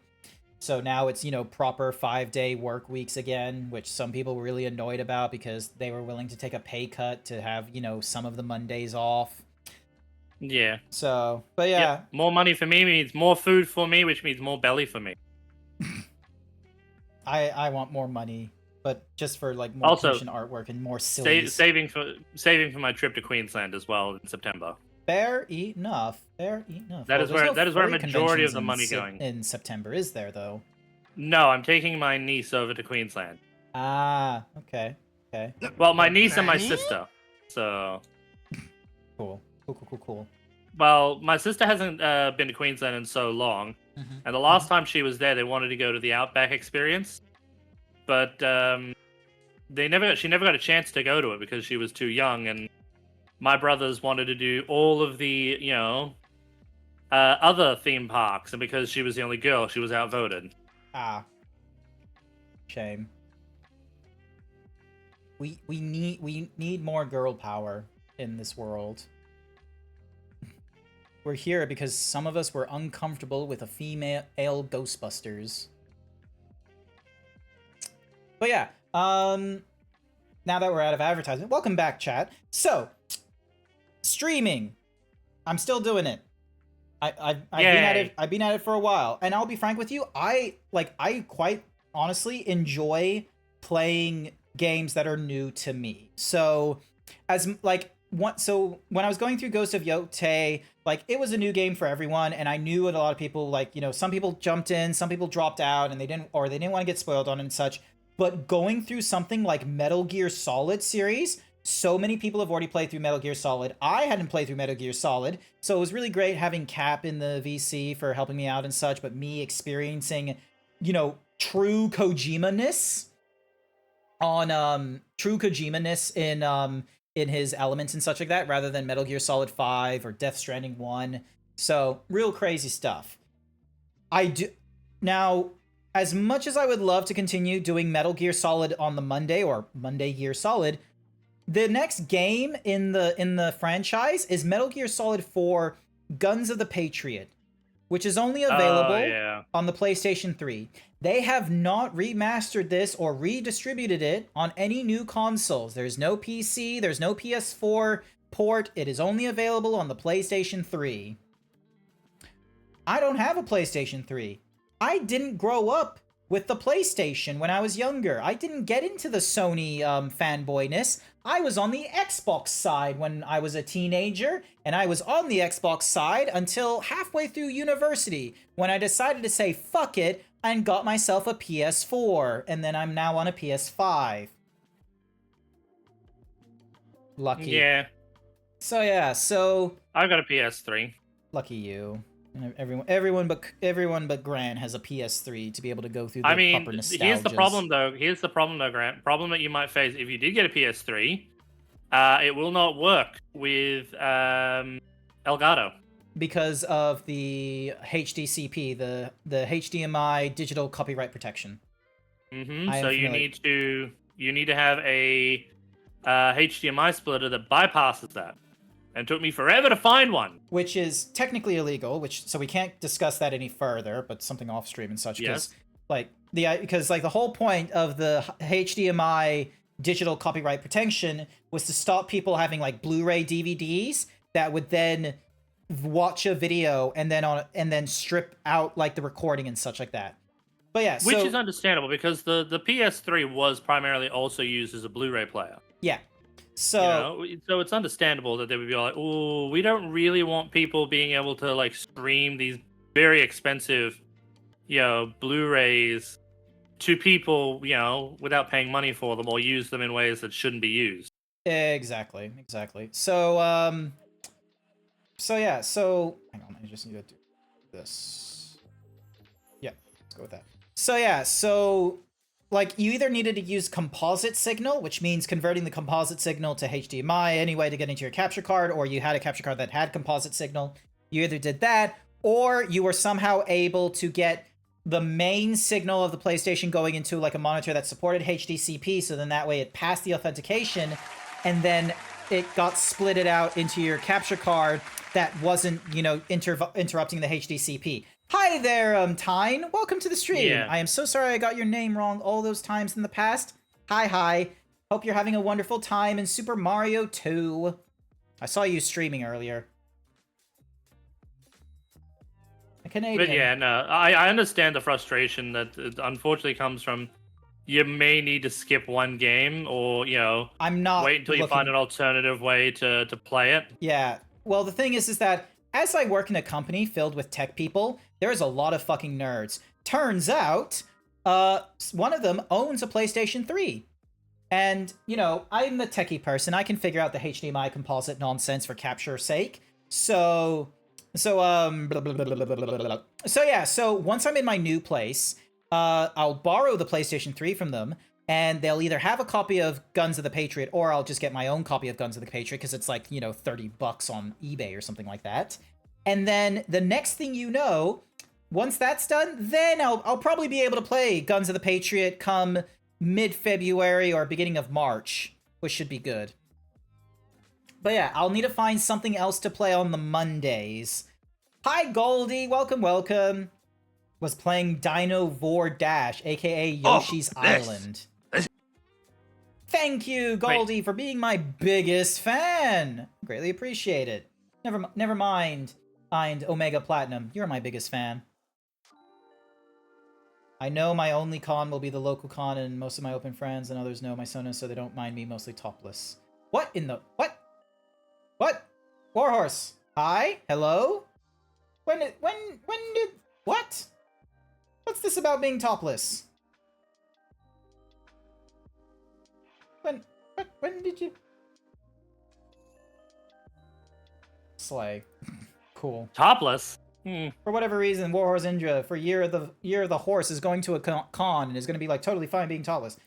What's the convo about tonight?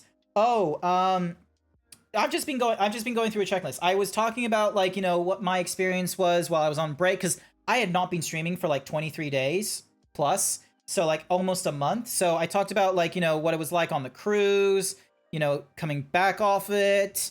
I'm currently looking for a place that's less than $450 a week that I can live on my own.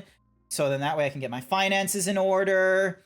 I'm back on the shake diet. So then that way I can try and get under 100 kilos before I go over to Texas. And you know, you hear about Wolk getting sick? Wolk sick? What? What? What? Like, how crazy Like of a badly sick, or we talking like he got a cold sick? Now comes the point where I now need to open Telegram and go to his Wolk work and shit. Oh my... Billy Wolk? Wolk, mate, you alright? Talk to us, Wolk! Is Wolk good? Whoa!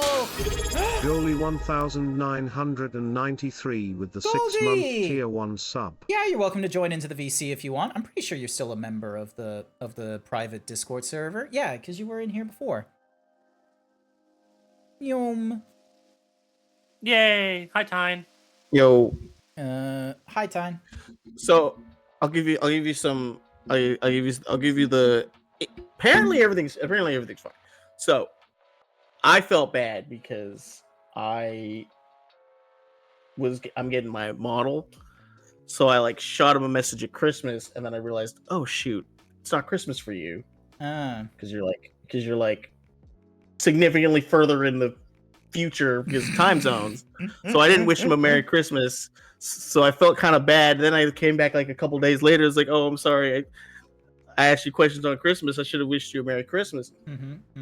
He's like, oh no, it's fine. Oh, it's perfectly fine. He answered my questions. Blah blah blah blah blah. And then he's like, yeah, I wasn't really feeling that well this holiday season. I was like, oh shit, that sucks. Like, you know, hopefully you feel better and you know, don't rush yourself if you're not feeling too good. But Daz apparently was like, oh no, dude was apparently went to the hospital at one point. So I don't know if this was like the flu that's been hitting like a shit ton of people. Okay. But I was like, holy crap, I didn't know that. Like, ooh. Of course, Dazzy would make us all panic. Just sheer bloody panic. So, all right. Okay. So, is he out of? So there was a period he was in hospital. At this point, I think he's perfectly fine. No need to fear or anything like that. It was just that's just unfortunate because I was like, oh shit, I didn't know that. Oh god, I hope you get better and blah blah blah blah. Okay, so he did message me. He said, unfortunately, I ended up in the hospital for a week over Christmas. So I was like, ooh. Thankfully, it's the flu, not something like bronchitis. If it was hospital, if it was bronchitis, that would have been kind of crazy in Australia because you need like drier climate. Quite frankly, if you have bronchitis. But the main thing is at the moment, is he okay? I think that is the main thing we all want to know. If he's okay, then that's fine. Is he? Hopefully, yeah. He's fine. He says he's at home and he's recovering. That's what he says in his chat. Okay. Hopefully, everyone has a good time on his behalf. He's getting back to work, aka working on my shit. So, and sending me the good stuff, which I'm like, whoo. Okay, that's good. Good to hear. So I gotta bump into you about helping me set a bunch of things up for VNN. Because Ah. every time I do, every time I do, all my shit breaks. That's right. randomly. Grant's my tech support as well. I need my Grant tech support. There's just all sorts of people. We love you, Grant. We love you, Grant tech support. I got a piece of artwork from someone where it's such a good one. Let me get it on I love it. It's such a nice Here, I'll send you the most safe for work thing I can send. I'm just joking. I'll send you the because this is perfectly safe for work. All right, hang on. I'm just for gonna the purposes of view. Is there a preview window I can do? You would think there would be like a preview window. Oh, edit, preview scale. No, not preview scaling. Scene is a list or grid stats. Open multi-view. New window. Is this? Okay, so this is like a multi. Is there a way for me to Tuesday tech time with Grand Wizard Grant? I need to there's got to be a way. I didn't realize Grand Wizard was gonna get nuked by the censor filter. What the?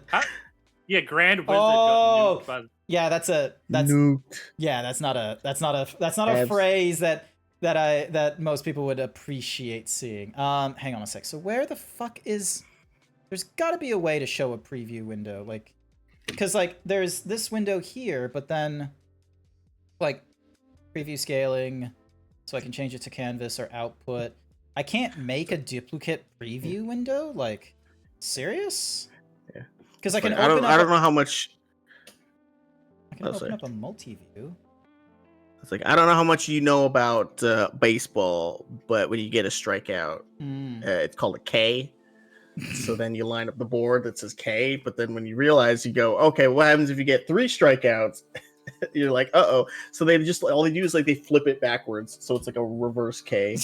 Oh, there it was. It came up for a second. Yeah, sorry. I wanted to find a way to share it to Zebra streaming as well, but I'll just, reveal it here. So this is a piece of artwork that was done by one of Code's viewers named Karma the Ink Fox, where it's Code on the phone with me going, Grant, I broke it again, and I'm just sort of yeah. Are those supposed to be pecs, or did they give you boobs? They're supposed to be pecs, but it's one of those cases where some people are yeah, they're pecs. Some people are boobs. People are either or. Pecs with are my not easy model. to draw.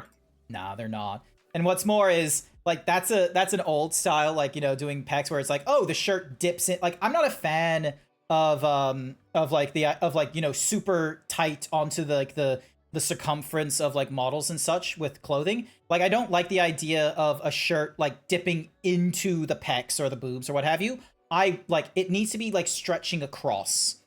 It needs to have that kind of bagginess or tautness to it. Yeah. Not, vacuum seal. That's not realistic. Yeah, as someone who's drawn plenty of shirtless people, it's very interesting because it really depends on the style of what you're looking for with your character, of how you want to draw your chest drawn, right? Especially when it comes to boobs and cleavage, because I'm gonna be very honest, some people just want bimbo balloons, and so you go, okay, well, these are gonna just look really fake and they're just gonna look like balloons, but you know what, good for you, that's the style you want. Other times it's you're gonna try to find a right balance between these are very obviously fake and a little more realism, a little more sag, especially when you're getting into I'm a furry character, so I'm going to make them draw them really, really big. And when you draw them really, really big, they look way fake. And so you have to kind of go out of your way to make them get the sag, get the... Because essentially breasts are fat that are over top of the pec muscles, essentially. So sometimes you're going to see a little more pec action, and then the boobs sag, a little lower and this and that. It's an art form to draw boobs. Anatomy in a way that with makes artists. everybody happy. Yeah. All this is wonderful information that I am not the best at, utilizing. So sorry. But in any case, it was such a nice picture. I got a giggle out of it as well, because it's such a true thing. Grant is pretty much our tech support guy. We need him. Yeah. All right. I'm sorry, Grant, but you are forever our tech support. Yep. All right. you see the thing I sent you? I just sent the thing. I'll grab the two of them. So, because I know, no, think, because I know what people will want on this stream, but I won't give them everything. So He likes them big. He likes them chunky. Chunky. Okay. So this is Tyne Malflin. Hopefully I'm pronouncing that correctly. Wow, looks good. It does look good. I love the man, the myth, the legend Wolk doing God's work. The thing that I love the most is just like you may not be able to see it properly, like, you know, with like this thing, because I don't want to like manipulate the scene too much, but like a little bit of like the fabric stuff at the thighs. I love that. The jacket is really cool. I'll be real with you. The jacket makes me think of Better Call Saul when he's doing the bingo night or something like that at the retirement home. Just like the loudness of the little things. It's kind of cool. Do you ever see the original? You ever see the original picture? Because I use it every once in a while when I'm doing game show stuff. But it's the I use it for the game show ad wherever. Oh, where's that image? Oh, I thought it'd be like right here. It's totally not. What the heck? But like this is my go-to game show host outfit aesthetic. Yeah, here we go. Yeah, no, I've seen that image. So, Chad, if you want to know more, and if you want to check out a cool streamer, you gotta go check out Tyne. Oh, I can't shout them out for another 46 minutes. Damn it.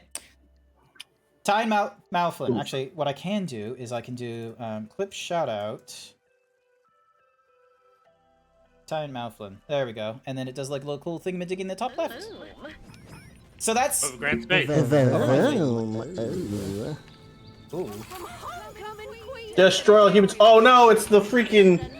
Oh my god, that clip is so funny. Oh no, did I end up in Bama? I never married my cousin. And I'm like, oh no, did I end up in Bama? Oh, in Bama. Oh no. Oh, this is bad. I gotta get out of here. Oh no, lordy. I mean, you either ended up in Alabama or you ended up in Adelaide. Oh, I'm gonna lose that. I don't know if you know this, but that clip, there's double audio. Oh, is there? There was double audio when it played. It might have been something on my side. I will be real. Like, unfortunately, it doesn't give me like a link to the clip that they used. Yeah, this is one of those things where I feel like someone should help me figure out how to set up a bunch of cool stuff, you know.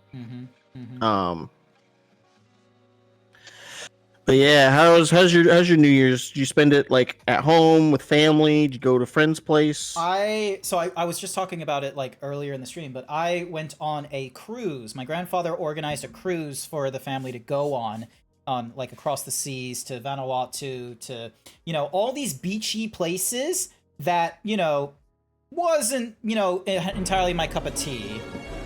Pull the lever, Crunk. No, what? You want to go to an island resort? Yeah. Island resort stuff, which isn't my thing personally. Also, I need to get rid of the showing off image. Sorry. It's not really my thing, but you know, I was with family. I didn't have to pay for food, which was nice. It was an all right experience. I enjoyed the stuff here and there. Put on a lot of weight because I was drinking so many like sugary drinks and mocktails to get the most out of my drink package. So I'm back on the shake diet after coming back. I'm looking for a new place to live because I didn't want to spend $650 in the new year on this apartment. So I'm looking for a place that's more in my budget. That way, you know, when I'm now in, like, I'll have like better control of my finances. So if I want to, I can get more artwork if I want. Yee. Yeah, this year's definitely the year for me where I'm taking my everything more serious. I'm going to take my streaming more serious. I'm going to do my art more serious. Kind of generally between jobs, but at the same time, it's like I'm in a much better position. Although, what doesn't help is that my computer is slowly imploding, and I had to force myself to actually buy parts for a new PC, which is like, Yeah, especially at the moment. Oh yeah, boy, that's tough stuff. I'm like I am not looking forward to the point because like right now with the current generation of graphics cards that are coming out, like the 3090 that I have can get outperformed by 5070s in some areas, but I very much appreciate the VRAM, like the size that it is to do 3D modeling, and just the fact that I'm on a one PC setup. I don't want to try and create like a decent, powerful 1080p machine for video gaming aiming and then have a secondary machine for streaming because the electrical bill would go up so much.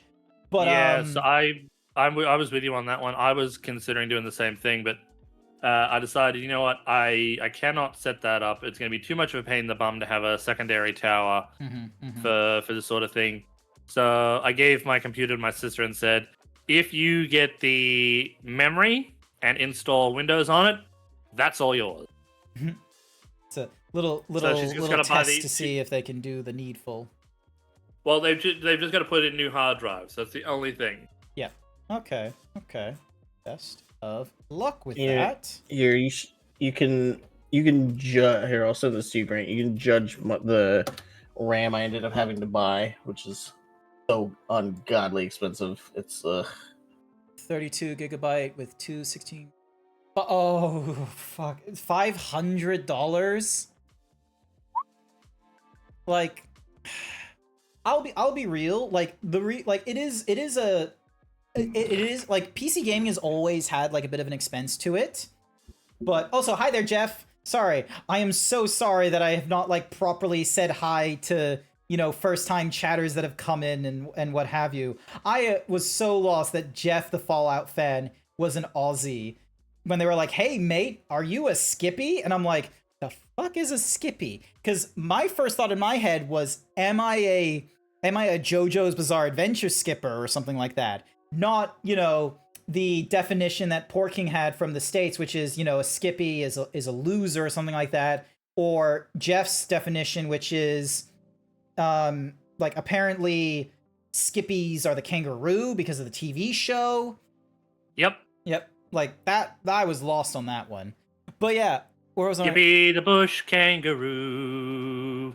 Yeah. although I'm getting invited to do D&D, so I gotta brush up on my not American accents, which ends up just being Australian. So I gotta brush up on Look, someone said that the drow live in the Underdark dealing with giant spiders and are like, you know, offshoots of, you know, elves, which are famously in fantasy always like, you know, British Empire, like, you know, whether they're like, you know, post or, you know, racist British. So the drow should have Australian accents is the take a lot of people have, and I'm like, absolutely, that sounds about right. Yeah. No, I can see it. I can totally see it as well. Here, do you want me to give you a taste of my not good accent?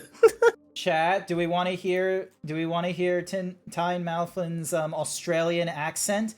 Mine is an amalgamation of like, you know, all kinds of different countries and what have you, so I'm not a fair like barometer on saying the line of a PC that can handle 3D modeling is so peak because the single unit processing is needed for it half the time. Code, do you want to mind saying that? I'll read. Wait, 1 second. I don't think I could say that. Like, my brain couldn't concentrate on something like that. But, you know, you'll always get the fucking truth and, you know, all that kind of stuff out of me. All right. Strength. I'll read this thing that's on my feed because just you said Vanuatu, so I have the Vanuatu Wikipedia page up here just because. Oh, okay. I was trying to figure out how far it was from Australia. Mm-hmm. Okay, here we go. Vanuatu is South Pacific Ocean nation made up of roughly 80 islands that stretch 1,300 kilometers.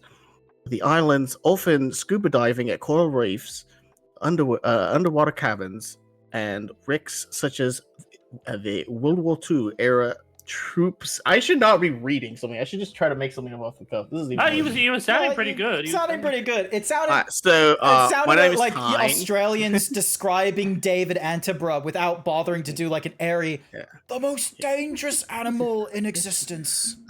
My name is Tyne, and I live in Vancouver, Canada, and I play D&D. And usually, when I'm in my DM mode, I try to come up with accents that does not sound as American as I normally do. So my Australian accent definitely kicks in, definitely steps up a bit, and trying to sound like I am a different person overall from another country. I love playing video games, such as I played Yoshi's Island earlier today.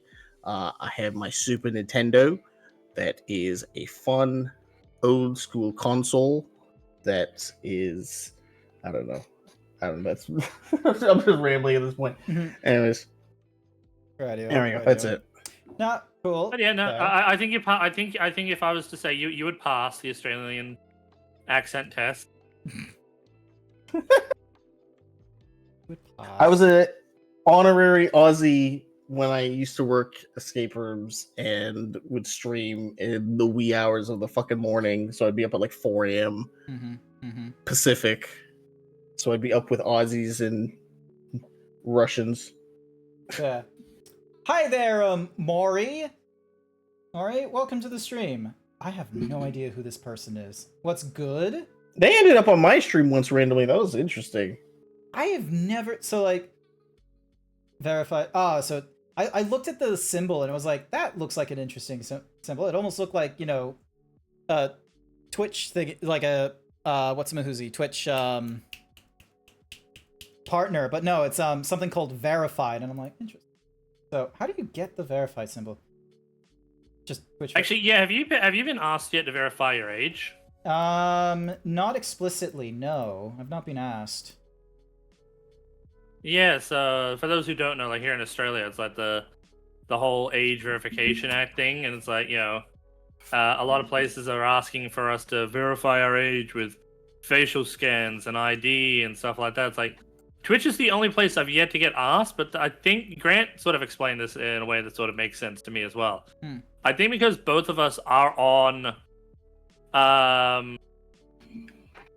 affiliate, they would have all of our ID and everything already. Yeah, because in order to be part of like Twitch's affiliate program, you need to provide citizenship and, you know, bank details and what have you, because you are technically a third-party contractor with Twitch. So they need to they see you as a quote-unquote, like, you know, contracted employee. So there's like some stuff where it's like, if you're working with them, you're doing some sort of trade or service to them, and they provide it back to you. That's why, you know, for like the Americans, we get like a tax return and such like that. And I'll be frank with you, by a certain age, also, I think the fact that I gave them my American details, they might not think I need to provide the details. But either or, the fact that they're giving you tax income, like, you know, taxable income and shit, they are most certainly going to be aware if you're of age, because you need to be at least 18 years old in order to get paid by Twitch.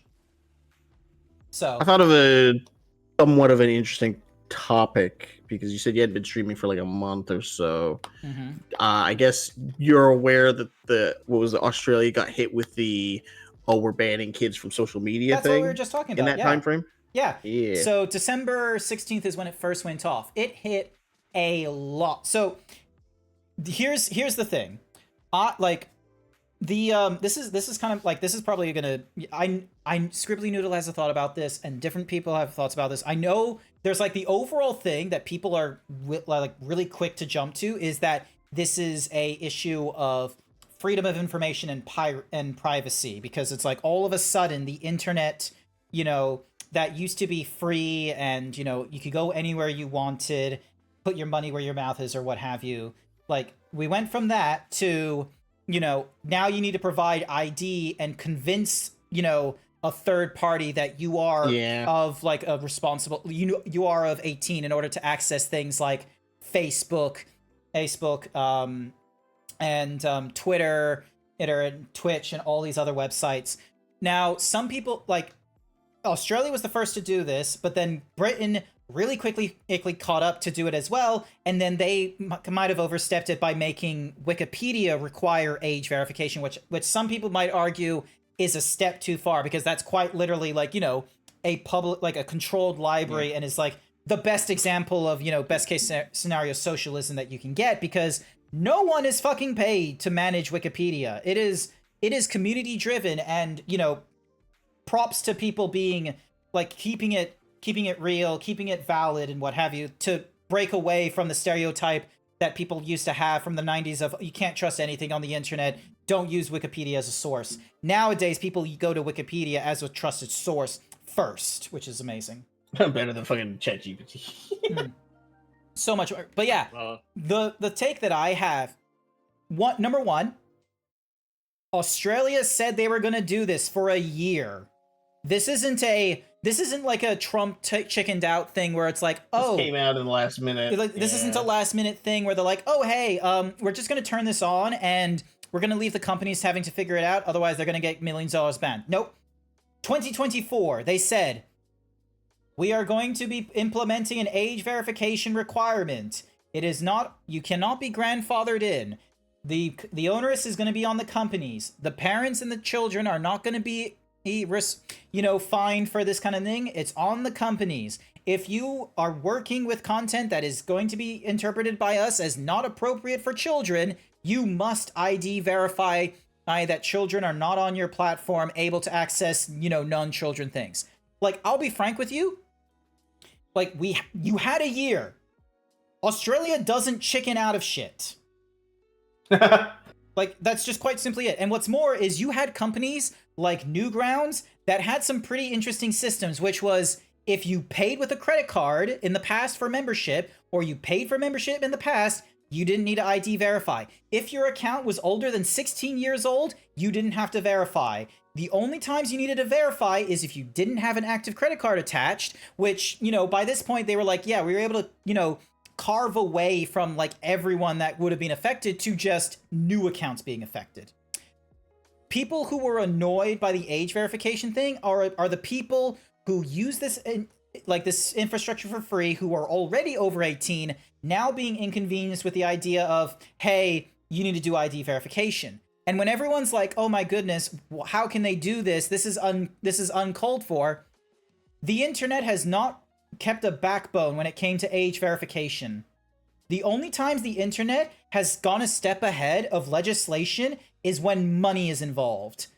Copyright infringement, they stepped ahead with safe harbor laws. YouTube stepped ahead with their content ID. Twitch is playing in the gray area because of people who set the laws and set the systems before them and were able to give them that benefit. If Twitch didn't do it, if YouTube didn't have their content ID system going ahead to the copyright holders, if forums didn't get the safe harbor law, Twitch would be in much deeper waters and would be policed by third parties way sooner than where they are right now. The internet, outside of those examples, has not done very well in terms of, showing a track record of, hey, if legislation is deciding to be a bit restrictive, that they're putting a foot down and saying, make us. You know what the internet has done with porn websites that are being like, hey, it's not enough that you ask for age. Oslupo demands you drink. Hi, thank you for the drink. I need to take this. Sorry, hang on. I collect my thoughts. Oh, was that it? I just need to lose that drink.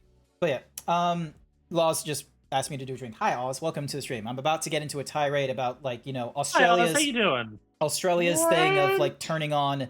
we knew this was going to know for a year. Grant rant, yeah.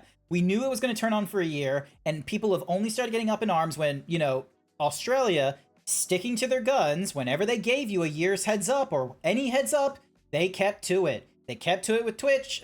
They kept to it with Steam. They're going to keep to it with this age restriction thing, Diggy. Hi, Oz.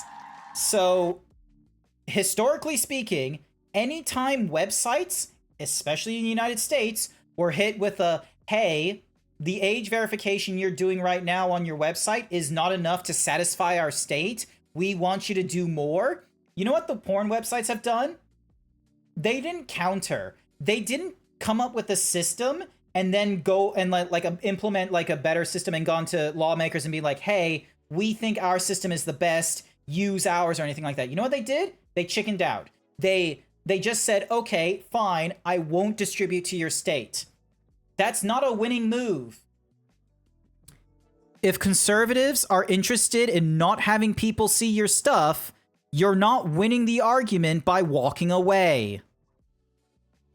So yeah, so like, with that kind of history of the internet, like, did they really think Australia was going to feel weak in applying age restriction? Australia, the government that sued Steam, the government that got Steam to change their return policy in 2016.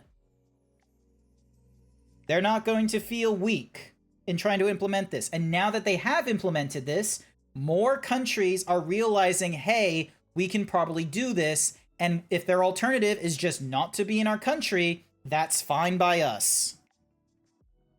So, sorry, rant over. But yeah, so many websites are now like, you know, it's fucking around and finding out time.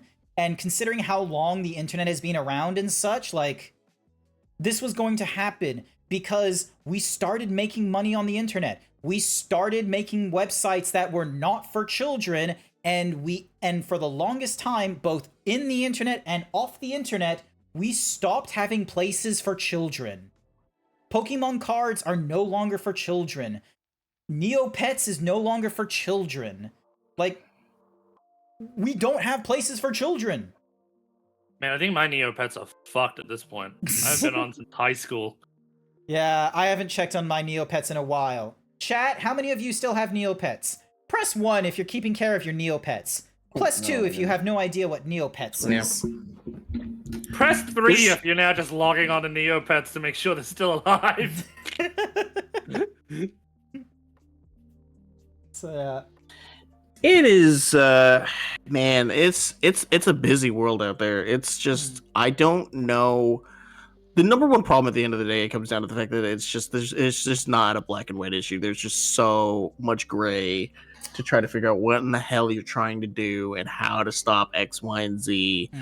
And as much as it's like, I don't know, it's weird because it's like I understand the idea of like, you know, these are your rights, and I believe I want a free internet and open internet and this and that, but like at the same time, it's like I genuinely think in the next 10, maybe even 15 years, we're going to legitimately see the absolute sheer damage that social media has caused to generations upon generations from, oh my god, fucking getting algorithm farmed to just body issues and not even that. Fucking the toxicity coming from people like fucking Andrew Tate and shit. Like, we're getting that now. It's bad. Like, we're getting... No, exactly. We're getting it now. Yeah. So, you have to do something. And I understand the idea that, like I said, like, it's your rights and whatnot. But at the same time, I'm like... And it's funny, too, because the other people I've talked to about it have been like, well, no, it's your parents' responsibility, that your parents need to just basically shun you from society and shun you from the internet and unable to do access. It's like... It's not 2000 anymore. Like, I've said this before, this isn't the year 2000. Yeah. Your kid is going to get access to the internet, whether it be for school or it be at a friend's house, or it's going to be even at home. Like you need access to a computer in 2024. And what's more, the previous generation of parents, like, you know, I was from the 90s, so like I remember so many cartoon PSAs that were like, don't trust the internet, everyone's lying on the internet and such. Meanwhile, people that are getting onto the internet, like post-2000s, aren't getting the PSA of don't trust anyone on the internet. What we're getting instead is a cult of personality on the internet. Like, you get the good cases like MatPat, Markiplier, and PewDiePie, but then you also get the bad cases like Andrew Tate, what's his name? The Pauls. Yeah, Paul's, the Sneeko, Logan, Paul, Jake and Logan Paul. Like, you're getting all those influences where it's not about, there isn't an age of, everyone's lying on the internet. Well, technically, there is always going to be people lying on the internet, but that's not the status quo that people are coming into on the internet. Everyone's coming onto the internet with, I am going to reveal everything about myself, and it's to prove a point or to get pedigree, which I think is very, very dangerous. And we're gonna get into, god damn you, Jack! Why you gotta throw the cactar at me? Actually, to go away from the Grant rant. Yeah. Talking about Logan Paul, which one was it that was boxing? The Jake Paul. Jake Paul, I think, is the younger one. Logan Jake is Paul. is in wrestling, and amazingly enough, like he's doing better than his younger brother. Like he's sticking to. Jake Paul can't wrestle anymore. Jake Paul can't box anymore. Oh, so because Logan of his is broken. Logan is the wrestler then. So Jake Paul is Yeah, the boxer. Logan's the wrestler. Yeah. So okay. Jake Paul cannot box legally anymore because of his broken jaw. Oh my gosh. Yeah. For the longest time, I remember people joking about like how he's just not like the boxing that he got ties and wins in, he was going with like people that are way older, way weaker than him. Fucking Mike Tyson. Each No, time there was actually a script involved. It was later on proven that both Mike Tyson's and all the other ones before it were scripted. Even the one with Anthony, the newer guy, was meant to be scripted. You know when he does that whole tongue thing? Yeah, he sticks out his tongue in the middle of a match. Oh, okay. That's a sign that he uses to tell the boxer to ease up, so that way he can then and start going on the defensive. So that way he can then start to earn the point. The idea is that he doesn't win with a knockout; he wins with the point. Yeah, because that's how it's being. Yeah, that's how it's being. I don't remember who the name of his opposition was, though. What was the name of his opposition? Because quite Anthony something or other Jackson. And Anthony Joshua apparently is his name. Anthony there Joshua. Was, okay. So yeah, there was like a look. There like, is it photoshopped? I'm gonna be annoyed if it was actually photoshopped, because like there's a picture that's like going around of like Anthony Joshua like having a bit of a smile on his face as he about to clock into Jake Paul. Which, because if there's anything to take away from 2025, because of people like what's the name of the musician from the Super Bowl who got into a fight with Drake? Kendrick Lamar just relishing in it in his music piece at the Super Bowl, with that smile going through about the revolution being televised and such like that. The smile from that. The smile from 50 Cent being the executive producer for P. Diddy's documentary with all this like, you know, scathing interviews and such like that. And then most recently Anthony Joshua. No, that's not Photoshop. Excellent. There's like different smiles and such, which is, it's demonstrated that you can be good at something and you can still decide to be petty. It is like with the way the opposition is in life, it's all right to once in a while be petty and relish in the win. And I think we were all relishing when the X-rays came out of Jake Paul's thingo. Apparently, he's got 4 different plates now, holding his jaw together, and he is not allowed to box without express permission from a doctor to say yes, he is allowed to box. Oh goodness, that's nutty. That's honestly crazy. Crazy. But yeah, also hi there, Jack. Welcome. You're probably still traveling or something or rather. But yeah. And apparently his brother wants to take on Anthony Joshua now as a form of revenge. That's not. It's like, my God, that's never gonna happen. For one, because he's not a boxer, and you know he's just gonna try and do wrestling moves. Yeah. And 2, I kind of want to see it because then hopefully we can get rid of Logan Paul from WWE. Here's the thing, though. Jake Paul, I've heard all kinds of bullshit going off and what have you, which is you know, annoying. Logan Paul, I have not heard like a lot of nonsense going off with Logan Paul. He has gone into the wrestling, and I think he like something about the wrestling, like because of the fact that it is, you know, there is long-term, you know, narratives that are happening and such like that. There is some stuff that Logan is doing. Logan Paul is very weird, but he's more silent because of the wrestling. Yeah, Logan Paul, like, I think is actually going through a bit of a... I don't know if it's a redemption, because I don't keep proper eye on Logan Paul. Like, Jake Jake Paul and some of the streamers or some of the content creators that are causing problems, you hear about causing problems because they want to get the views and such. Logan Paul, meanwhile, only time I hear people I don't hear about Logan Paul. He's just going about it, and I think that's fine. So you didn't hear about him doing this whole thing with the turning a Pokemon card into an NFC and then selling the Pokemon card and denying all the people the money from the NFC.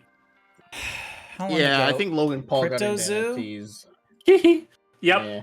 How long ago was? Anyway, let's move Shit. away from that. Let's Yeah. move away Oof, from that. He's banned from Japan. I knew about the Japan ban for Yeah. like a long time. Any Story whoosies. about buying RAM and how I had to buy that stupid $500 thing. Yeah, $500 is an intense amount of money for 32 gigs of. Actually, was it 32? Yeah, 32 gigs of RAM.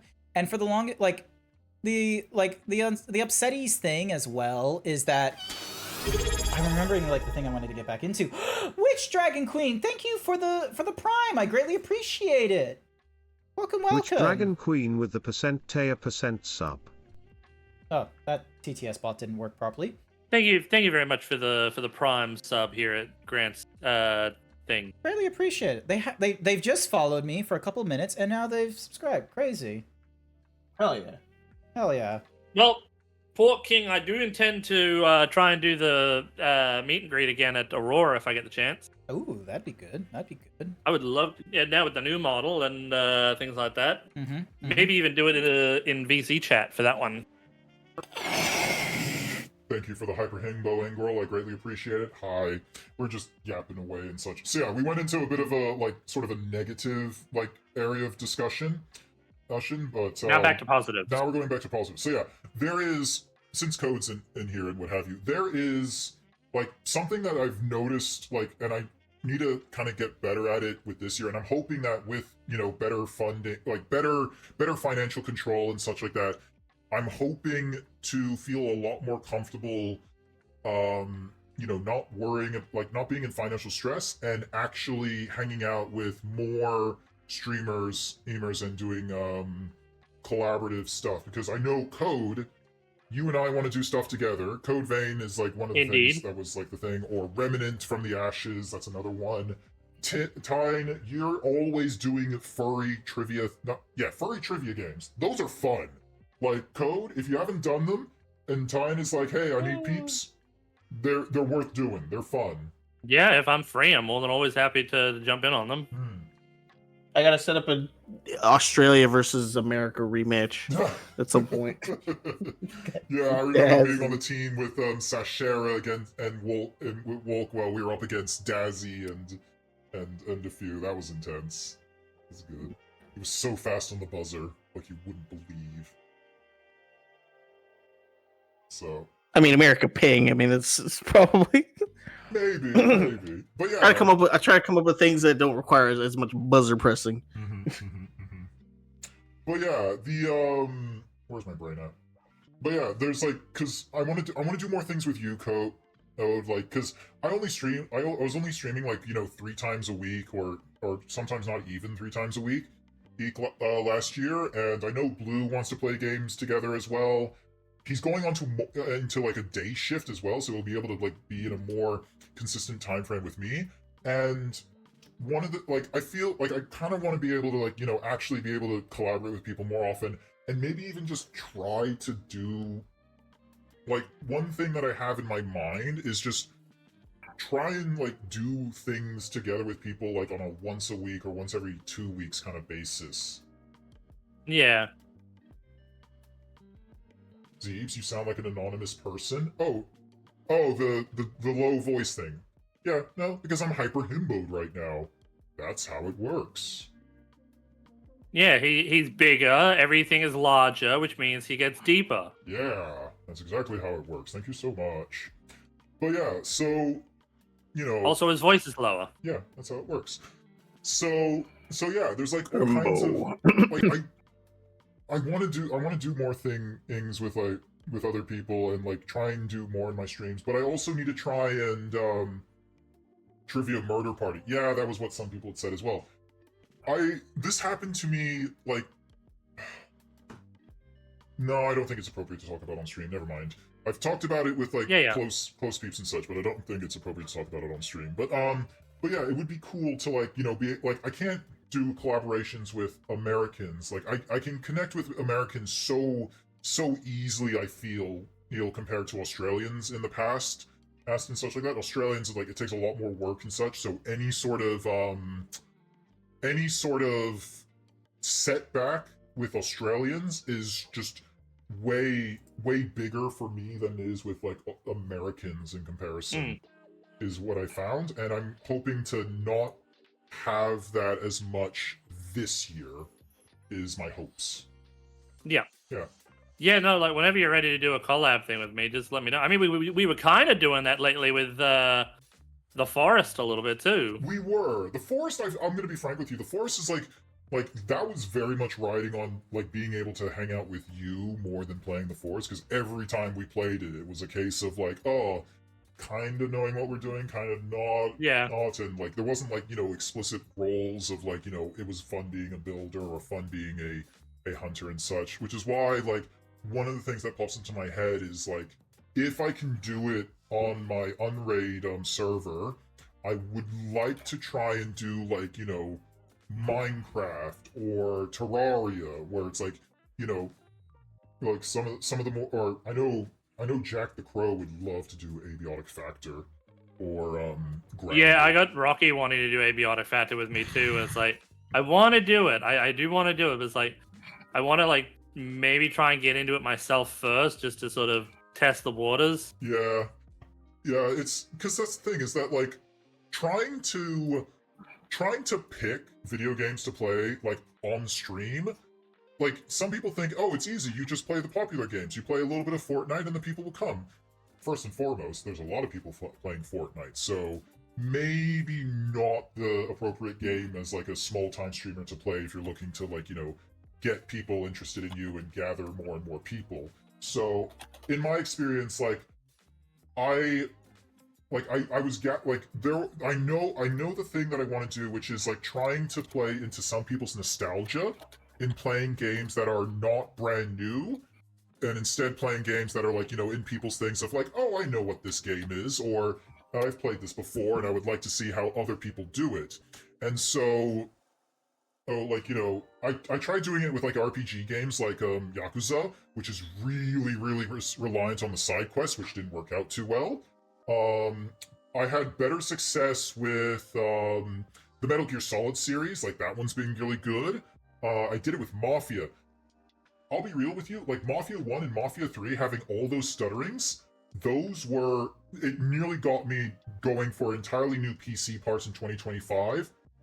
But considering I needed to save money to go to Texas, save money overall in case of emergencies, and now I need to, you know, make sure I have funds, like, there's so many factors where it's like I can't do the PC upgrade and what have you that I would like to do over into converting into Intel side.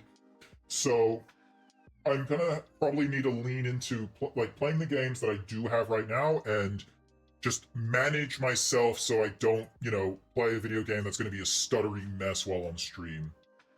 And it's also why I've been focusing a lot more on games that I enjoy rather than like games I think people will enjoy me watching. It's like, yeah, that way when I'm playing, it's like, okay, well, I'm enjoying playing it. It doesn't matter if people are watching me or not, but then you'll get those people to be like, oh, wow, no way, you enjoyed this game too? It's like, yeah. This was my jam. Yeah, because like, Kingdom Hearts, weirdly enough, that was a good one. People enjoyed watching me play it. I enjoyed playing it. Yakuza, some people enjoyed me watching it, but I didn't enjoy playing it. Mafia was alright. Metal Gear Solid has been pretty good. Oh, Devil May Cry. That was actually proper good. People were very much interested. Yeah, you were getting really into that one, which was good to see. Yeah, and so I was able to get through that. Funnily enough, the whole reason why I wanted to get through the Devil May Cry series was so then that way I could watch the DMC anime so I could understand the parts that were not fun. Actually, did you watch the official anime as well that came out between the events of No, not that one, the new one, the one that's on Netflix. Oh. Like, yeah.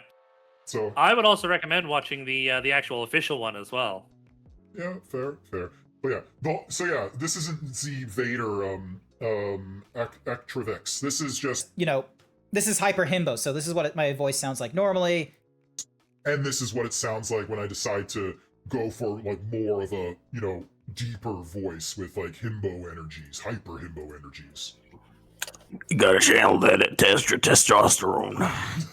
Like I said, he's hyper himboed, which means he gets deeper and his voice gets lower. Oh yeah, it's all coming together.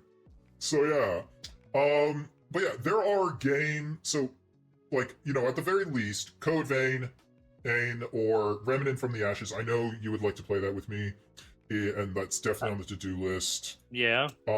Like Angrel and I have beaten Remnant from the Ashes, but I would not mind going through it again with you if you wanted to do that, because it is such a good game, and there are so many great build possibilities throughout. Yeah, give me a second. Let me just type in Remnant from the Ashes. I think I've got the DLC. Like, yep, I've got Swamp. I've got Subject. Yeah, I got the From the Ashes, Swamp of Corsus, and. Well, I think I gave you the complete. I think I gave you the complete edition for. Oh, okay, that makes sense. Oh god, I tried playing Sniper Elite. That was terrible. I would recommend if you want to do a Sniper Elite game that's fun, Zombie Army Trilogy. Okay. Yeah. It is a hell of a good time. It's multiplayer. Basically, think of it like Left 4 Dead, but in the Zombie Army universe. Yeah, that's available on, because that's the thing as well. I also have an Xbox subscription, like the Game Pass, and it has been going up in price, which is not great. I will be frank with you. I think it doesn't go up in price unless you cancel it and then redo it. I thought that was the. Oh, if you like already paid for a year, yeah, I know what you mean now. Grant, have you ever played Wild Assault? I played You the did alpha, play a little bit of it. Like, I'll be frank with you, I'm not much of a Battlefield person. This is the problem. I'm a jack of all trades kind of player, but that means I'm a master of none, and I don't commit. I don't stick to things forever. So, you know, I'm with you on that one. So, like, for example, like not Metal Gear, Monster Hunter, yes, most recently has been like something I put so much time into, like with Monster Hunter World and then going into Wilds. But, you know, once, like, now that we're gone through Monster Hunter Wilds, like, I need to remember I might need to help people or something like that, but I don't know if I'm going to be, like, playing it, like, you know, between now and the DLC release for more than, like, maybe 5 or 6 times. I don't know. Like, I might pop in for, like, a session or two during an event, like a seasonal event, but not, like, you know, not full on.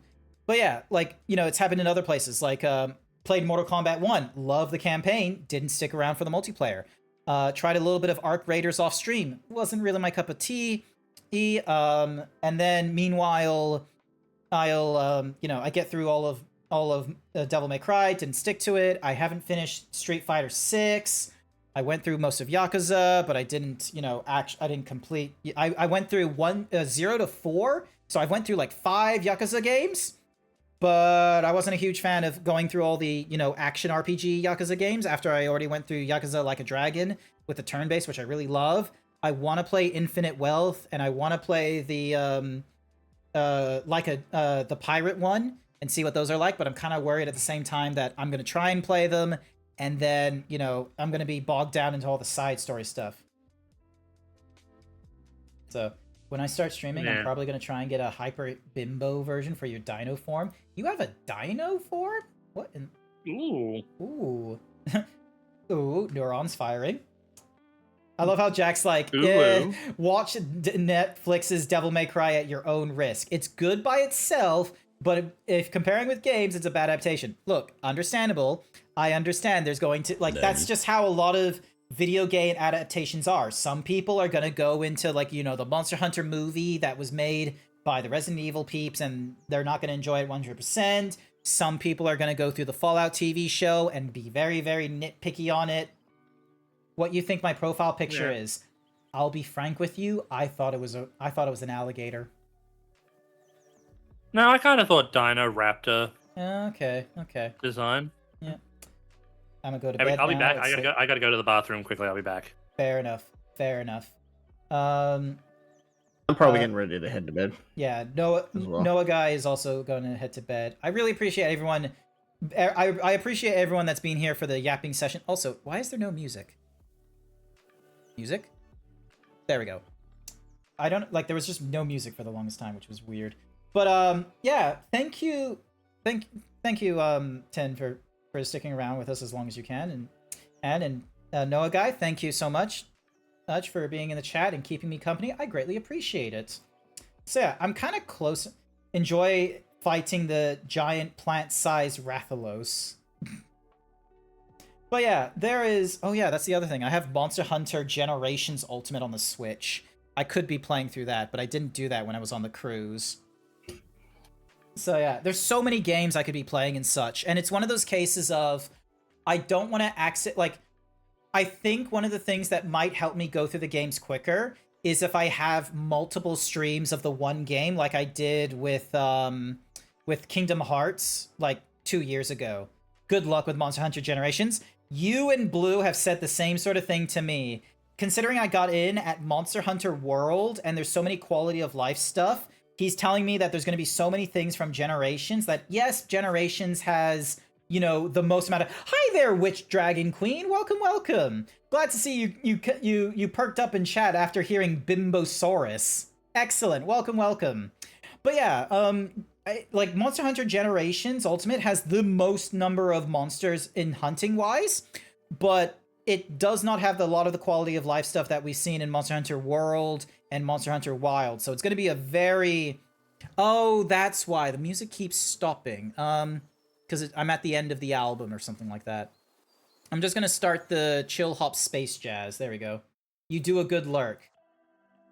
Excellent lurking. I greatly appreciate it. I thank you for your patronage. Thank you as well for the Twitch Prime sub. I very much appreciate it. I don't do enough streaming, and I don't have high enough quality to make this a full-time job for me, but the money is always helpful. Because, you know... financial constraints and what have you. Australia has a cost of living crisis. I always feel bad. I'm always reminded of just like, man, DAD sucks. And then I started sending money to Wolk and be like, oh my goodness, I should just not complain as much. I'm sorry. Yeah. Like, We're like 60 cents on the dollar or something like that. Like, it can be much. Oh, we were there at one point. It was fucking bad. We're like at 7. Oof. Yeah. That's not 7.70 cents to the dollar. It's pretty bad. It got to 6 at one point. It got to 60 cents at one point. I was like, "What the fuck?" Yeah. But I'm usually expecting it to be like $1 American's about a dollar Canadian's about $1.30. It's kind of where I expect it to, and I think like I said, the highest it got was getting close to 1.5, and I was like, holy fuck. There was a point last year in April where it was 0.6 for us. So one Australian dollar turned into 60 cents. And then right now it's 67 cents. If we go like back to 5 years, like we had it pretty good in 2020. Like, actually, let me go to max. So yeah, there was a time where we were like 1-to-1 in 2011. Because, like, you know, 2008, like, we went pretty low at, like, 0.6, and then went really high up across 2012, 2013. 2014 and 2016, it's, like, you know, 0.7 and what have you. But then it's, like, gone back down. It's been kind of crazy. And it's, like, sure, America is fucking up and what have you here and there, but we're not benefiting from the fuck up because we've got our own problems. So, yeah. Yeah. I'm aware. I'm Aussie too. Ah, needies. There will be very different controls compared to recent titles. Just take it with a pinch of salt. Fair enough. Understandable. I am most certainly not going to skip the tutorial or low rank then. I will take it with a grain of salt and what have you. But yeah, so many games I want to go through on stream and such. And I think the way I'm probably going to go through them, rather than what I was doing last year, which was, oh, Monday's going to be this, Wednesday's going to be a different game, Sunday is going to be a different game. I think what I'll do is I'll try to keep to, like, you know, one kind of game, like, throughout the week, and the only time it gets different is when I'm doing, like, a collaborative stream or something like that. because that way I'm not sitting on a like, you know, unless the game is short, like Devil May Cry, like, because that Devil May Cry, it takes me like 3 weeks to go through Devil May Cry, because it takes me like, you know, 3 sessions. Don't skip the tutorial. There's no tutorial? What do you mean there's no tutorial in Monster Hunter Generations? What are you talking about? What? What? What are they doing? Anyways, on a bounce. Thanks for Alright. chatting. Thank you for Take being care, here, and time. I will see you later. See you laters. Chat, if you want to check out a cool furry, they do furry trivia nights, they play video games, they do art as well. Go check out Tyne Mouflin. She amazing. She was recently playing the Dino Vor game as well, so fun stuff. But yeah, I think like most certainly next, like it's gonna be, it will be interesting, like how I'm gonna balance, like, you know, work, looking for a new place to live, and streaming throughout January and February. But considering, like, you know, in last year I try to keep myself with a Tuesday and a Thursday free, and Friday, sorry. I'm kind of hopeful of, you know, I'm very much hopeful that I will be able to get into some sort of cadence with streaming and what have you. So, because if I was to go by last year's stream schedule, I would be doing something Sunday morning, which I think is very much doable. I wake up and I do a stream at like 8 in the morning for me, which is like the start of the evening for the Americans, which should be, you know, relatively good. I just need to figure out what it is that I'm going to play. Because it's not going to be Metal Gear Solid, because I've finished Metal Gear Solid 1, 2, and 3. I don't have Metal Gear Solid 4. I don't have Metal Gear Solid Peace Walker.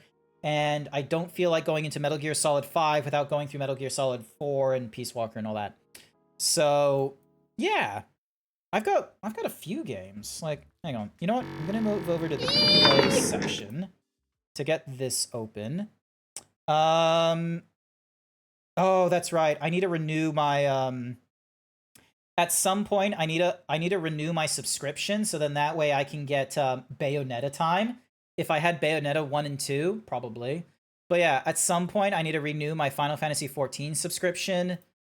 I was going through Ninja Gaiden, but you know what? That might actually be a good one to do like more than one stream a week with, because Ninja Gaiden is one of those like Souls-like things where you just need to butt your head into the system and be comfortable playing it.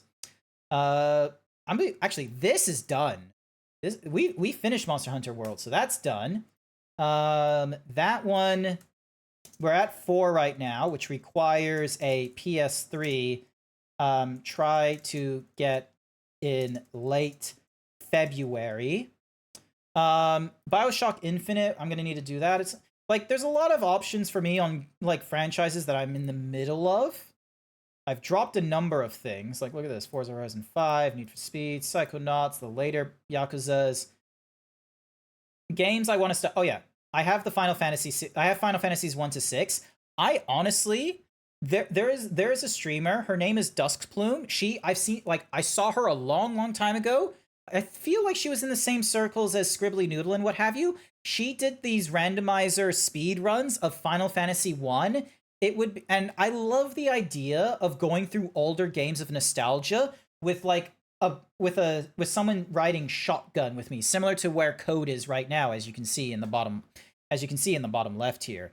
Like, just having someone riding shotgun while I play a game that they're familiar with, I feel like would be so good. So yeah, so I want to do that with like Final Fantasy with like someone like Duskplume. Gears of War, Crash Bandicoot, the Uncharted series. I know Dragon Quest 1, 2, and 3 had a thingy. It's tempting to go into Cyberpunk, but that one I feel like would need to be like, you know, I need to make that like a month. Just a month of nothing but Cyberpunk, and I would want to... like, maybe I need to do a resolution of trying to do more 3D modeling stuff, but it's really difficult coming up with, like, 3D model stuff on my Zeebs that would work, because I don't have Substance Painter. Maybe I can ask Unnamed to do shit for me. Crash Bandicoot, that is some nostalgia. Yeah, I've gone, like... You've missed out on a lot of streams, Witch Dragon. I have a YouTube account that holds like all the previous VODs and what have you. There is a whole ton of games that I've played in the past. Like I've binged through Kingdom Hearts, I've gone through Spyro, I've gone through Metal Gear Solid 1 to 3, I've gone through all of Devil May Cry, Mafia, the first 5 games of Yakuza. I've gone through a lot of video games, quite frankly. Like that's what happens. Yeah, that's what happens when you go through 4 years of streaming. That's the crazy thing. Also, I'm back, and don't worry, I washed my hands. Welcome back. If you need any help with 3D modeling, don't be a stranger. Okay, now I keep. Have a good night, Noah guy. Have a good night. You sleep well. All right, so Metal Gear Solid, I'm currently going through that. Man, okay. Ripper requested it, and I've not seen Ripper in my streams when I've been going through it.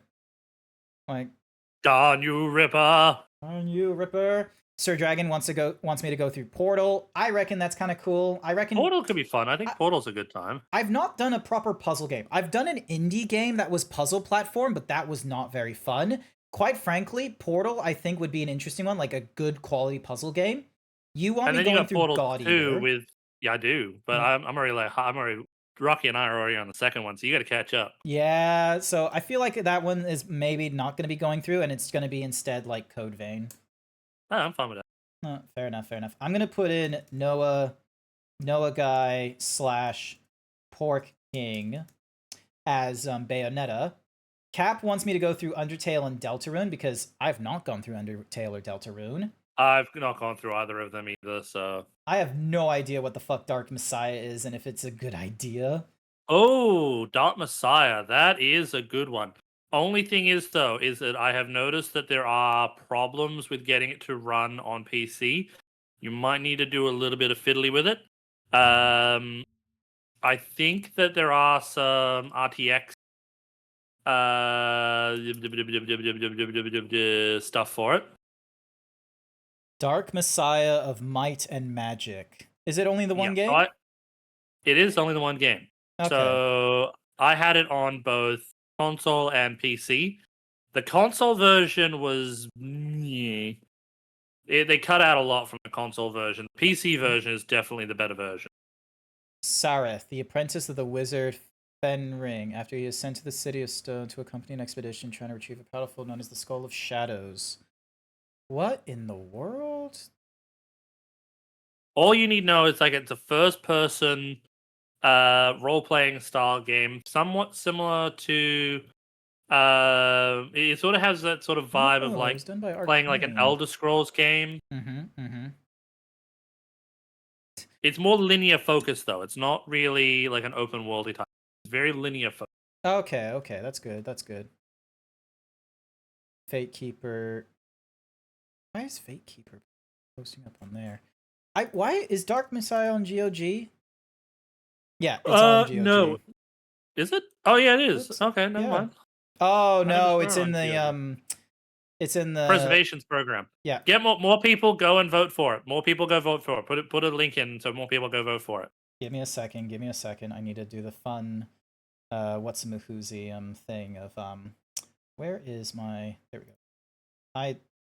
Hide that because I need to do good old games. Ding dong because I'm not signed in on my on the Opera GX thing, and I don't want it doing a thing of like showing an email address or anything like that. All right, there we go. All right, ding dong. So that's on the dream list. But yeah, here's the thing. I'm very much of the opinion of like, older games and such like that, I feel like are better to be played from GOG than from Steam because there's no DRM, and what's more is GOG normally like if they do like a re-release of like, for example, when they did Mafia and Mafia 2 like definitive editions, they still let you pick, they still gave you a copy of the older Mafia game and Mafia definitive edition on the side. So normally when there's someone deciding to be like, oh, let's just, rebuild, let's just re-release this game with like HD and such like that, they still let you pick, both of them up. Similar games. And Elder Scrolls Legends? Tomb Raider stuff. So currently the ones that are actually that have come out on the preservation program that I want to grab is Alpha Protocol, which was an underrated spy type game that sort of gave you like multiple. It's kind of like Mass Effect meets a spy thriller. Mm-hmm. Mm-hmm. And all of your decisions actually lead up to who helps you out and things like that. Okay. Sorry, I'm just like clicking on the I'm feeling lucky, and I'm just like seeing what they give We getting us. anything good? Yeah. Oh, they've just put Dragon Age Origins Ultimate Edition through Good Old Game. I might pick that up and re-go through that because I feel like I've definitely played it on. Oh no, I played it via EA. Sorry. Yeah, because my version that I had on Steam just kept on crashing. Ah, that's a shame. That's a shame. Also, hi there, Mizuki. Welcome. We just been like doing Hey, all kinds of. Mizuki. We've just been doing all kinds of chatting and what have you. How is the big muscly lady? How is the goddess of growth and power? I've never launched Dark Messiah from GOG. From Steam, it's having a few problems. Yeah, it's not available on GOG yet. It's just on the... This is the dream list, where people are like, hey, this isn't available on GOG yet, but it would be really awesome if GOG was able to, you know, get the rights to distribute this. So... Like, there's a few games. Actually, if you are wanting games from GOG, like older games that you want to have a look at, how fond of you are tank? How fond of you of tank control? I don't know. I would recommend picking up Dino Crisis 1 and 2 because with tank controls on PC, it's actually a lot easier. Okay. Plus, Dino Crisis was a fantastic game from Capcom, an underrated gem that more people need to play. The Masquerade. Spore Collection. Honestly, the Spore Collection from GOG might be a silly one to do. Oh my god, Jazz Jackrabbit. Holy crap, that is a game that I have not played. It's in the GOG collection, second page. Oh, second page. Okay, sorry. Okay, wait, so there's Dino Crisis 2. Oh, I think I seen Josh Drive Hayes talk about this. So yeah, that's probably not going to be. Unfortunately, it's like I'm one of those people where it's like even if I haven't played the game before, I might watch someone play through the game on YouTube, like someone like Josh Drive Hayes, where he does like a really long form content on it. And if he's done that, there's a likelihood that if I've watched his thing, I might not want to play it because it's like, oh, his thing was good. A lot of Heroes of Might and Magic. Ooh, wow. Yeah, that's also where Dark Messiah comes from, too. Final Liberation. Oh my god, so many Warhammer 40Ks. Jazz Jackrabbit. Never seen. Oh, looks like a... Jazz Jackrabbit. That was on... I had that on my old 98 and XP. It looks like a terrible platformer, I'm going to be real with you. How dare you. This looks like something I would play in Flash. Chad, he has no sense of taste. Sorry. I'm sorry you all have to go through that. Protocol. I remember Alpha Protocol on like the Xbox. I don't remember finishing it though. I've got it on Steam. I had it on Xbox and finished it, but I kind of rushed through it and didn't really give it a chance to try because like there's a lot of fiddly stuff on the side where you've got to try and bring in different people to help you with the ending. Okay. Dungeon Keeper 1 and 2. Those were my games back on my old 98 as well and my XP. I played this on Steam, so here. But yeah, also hang on. Play Dark Messiah from Steam every year before Christmas. It's your tradition for 15 years. Goodness gracious, that's a tradition. I don't really have a Christmas tradition right now. I used to watch It's a Wonderful Life like almost every year, but I didn't do that last year or this year. I'm doing good. How are you doing? I'm doing pretty good, Mizuki. I've just been yapping for the longest time about like, you know, how the cruise was, how I'm looking for a new place that isn't so expensive, so like less than $450 a week personally. And now we're just sort of like looking at some of these like good old games where it's like some of these are like I like they're in my library because, you know, Amazon Prime gives you a number of these games for free, which is pretty good. Which I love. Yeah. Oh my god, they did a bundle of HD and 4. Oh, there's the bundle again for Dino Crisis. Oh, interesting. They put the Lego movies in here. Yeah, the Lego Ninjago games. Yeah, so if I go the to... Tomb Raider games, actually, I think you might like the remaster or remake of the Tomb Raider franchise. So the Tomb Raider, Shadow, and Rise. So, I think those are ones that you would really enjoy given their stylings. So yeah, I've got like 190 games in here. Some of them are duplicates, as you can see here, where it's like BioShock and BioShock 2 with their remasters. But yeah, there's like, you know, oh my gosh, Telltale, so long ago. Ooh, Cat Quest 2. Didn't realize I had Cat Quest 2. Oh look, oh no, that's the digital GUIs for Cyberpunk, Deus Ex, Human Revolution, Mankind Divided, Dragon's Dogma, Dark Arisen, I have Dredge? Huh. Did not know. Oh, and there's Fallout 1, Fallout 2, Fallout 3, Fallout London, which is a a mod of Fallout 4, and Fallout New Vegas, because everyone has played Fallout New Vegas at some point. And if you have it, you're lying. Golf with Friends. Oh yeah, there was a time when like to counter like you know, adult content or something like that at stuff, they have like things like Helping Hand and House Party and all these. Never played them. I only did it to like, you know, support the movement and what have you. Horses would be very tempting to play, but this is R-rated, unfortunately, so I can't play it on stream. I think there is a thing that it might actually be banned on Twitch. I think it's one of the. I think it got put on the Twitch ban because it's R-rated. It's already banned. You can't play R-rated full stop on Twitch. They don't do a special thingy-majiggy. They only do a special listing of banned games when they're not R-rated. I'm just saying, like, the MAs that are out in the US versus what's the MAs here in Australia, which are actually now ours. Yeah. Kingdom Come Deliverance. For some reason, I have this on GOG, Epic Games, and Steam now. I have this in so many different libraries, never played this. And this is one of those games where I feel like this is going to be like Elder Scrolls Oblivion or first time playing Fallout, where it's like, there's going to be a lot of side content. This would probably be like a month-long binge as well. There's the Mafia series. Yeah, I did not play Mafia 3 on the in here because it was stuttering the fuck out of me and I hated it. Oh yeah. I remember watching that. Yeah. No Man's Sky, forever in my backlog. Prince of Persia, The Sands of Time. Honestly, would love to play.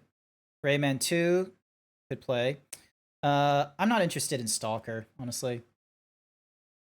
Yeah, I played a little bit of Stalker way back when. It was like, it's fun, but it's like, All these different Star Wars games. Styx, Master of Shadows, so that's a stealth game. There's Morrowind. I know a lot of people... Is Tokyo Jungle on GOG? Hang on. I doubt it. I thought that was a PlayStation 3 exclusive. Yeah, it's most likely not here if it's on PlayStation 3. Where's the search?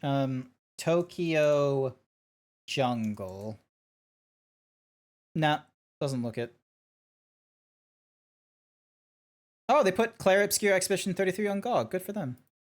Oh, and they got Assassin's Creed, their director's cut.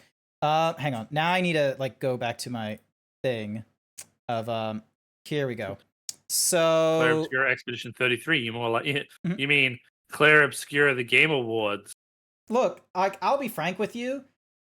I was not surprised it would win so many. Play Morrowind. What if I say no? What if I say no there? Well, I remember actually modding Morrowind. Tokyo Godfather's a snowman and raking base stuff. So sad to what happened to Deus Ex. What happened to Deus Ex? Watching an anime called The Darwin Incident.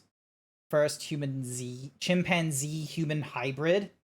What in the world? Oh yeah, I remember seeing a thing about that. It actually looks like a good anime. Yeah. Ooh, Talos Principle might actually be a good puzzle one to also play. But yeah, I'm gonna be real. The Outer Worlds, they were not like I know everyone's like, oh, it's Obsidian Entertainment. We're gonna get such good stuff from like, you know, their you know, the people that did Fallout New Vegas and, you know, really compelling story. I'm gonna be frank with you. This fairly weak in terms of like characters and some of the missions. I don't know. It did not latch on to me like, you know, Fallout New Vegas 3 and 4. So, oh, and there's all the Tomb Raiders.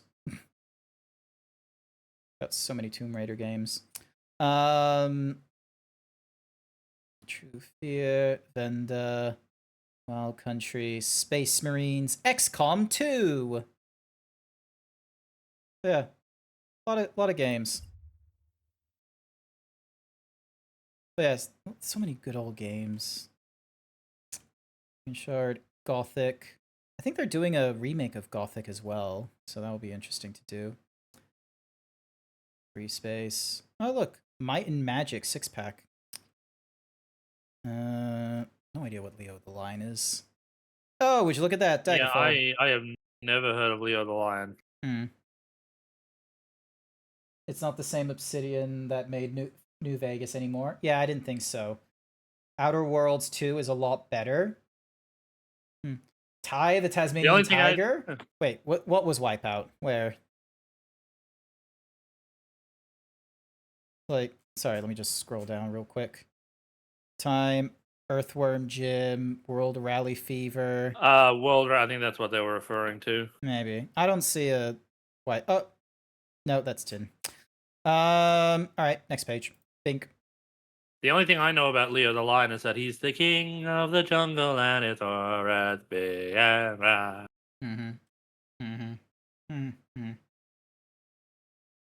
Sorry, I was like, I had a preschool. Excuse me. Oh, some of these games. Elvira. Another Ultima. A lot of Ultimas. Oh, and that's it. That's it for good old games category. 236 games in good old games. Oh look, there's Baldur's Gate 3. It's annoying that there's like a lot of games that I've played on Steam and such like that, and then it's like or Epic Games, and then they end up here, and it's like it would have been better having them on here in my like. There it is, Dream List. Let's see. Hey, look, top wish list horses. Good for them. Let's see. So GOG's picks are games like Freelancer, Final Fantasy X, Heroes of Might and Magic Olden Era, Carmageddon, Doom Eternal, Sea of Stars, Dragon Quest, cool. Mods to Live Forever, Rune Classic.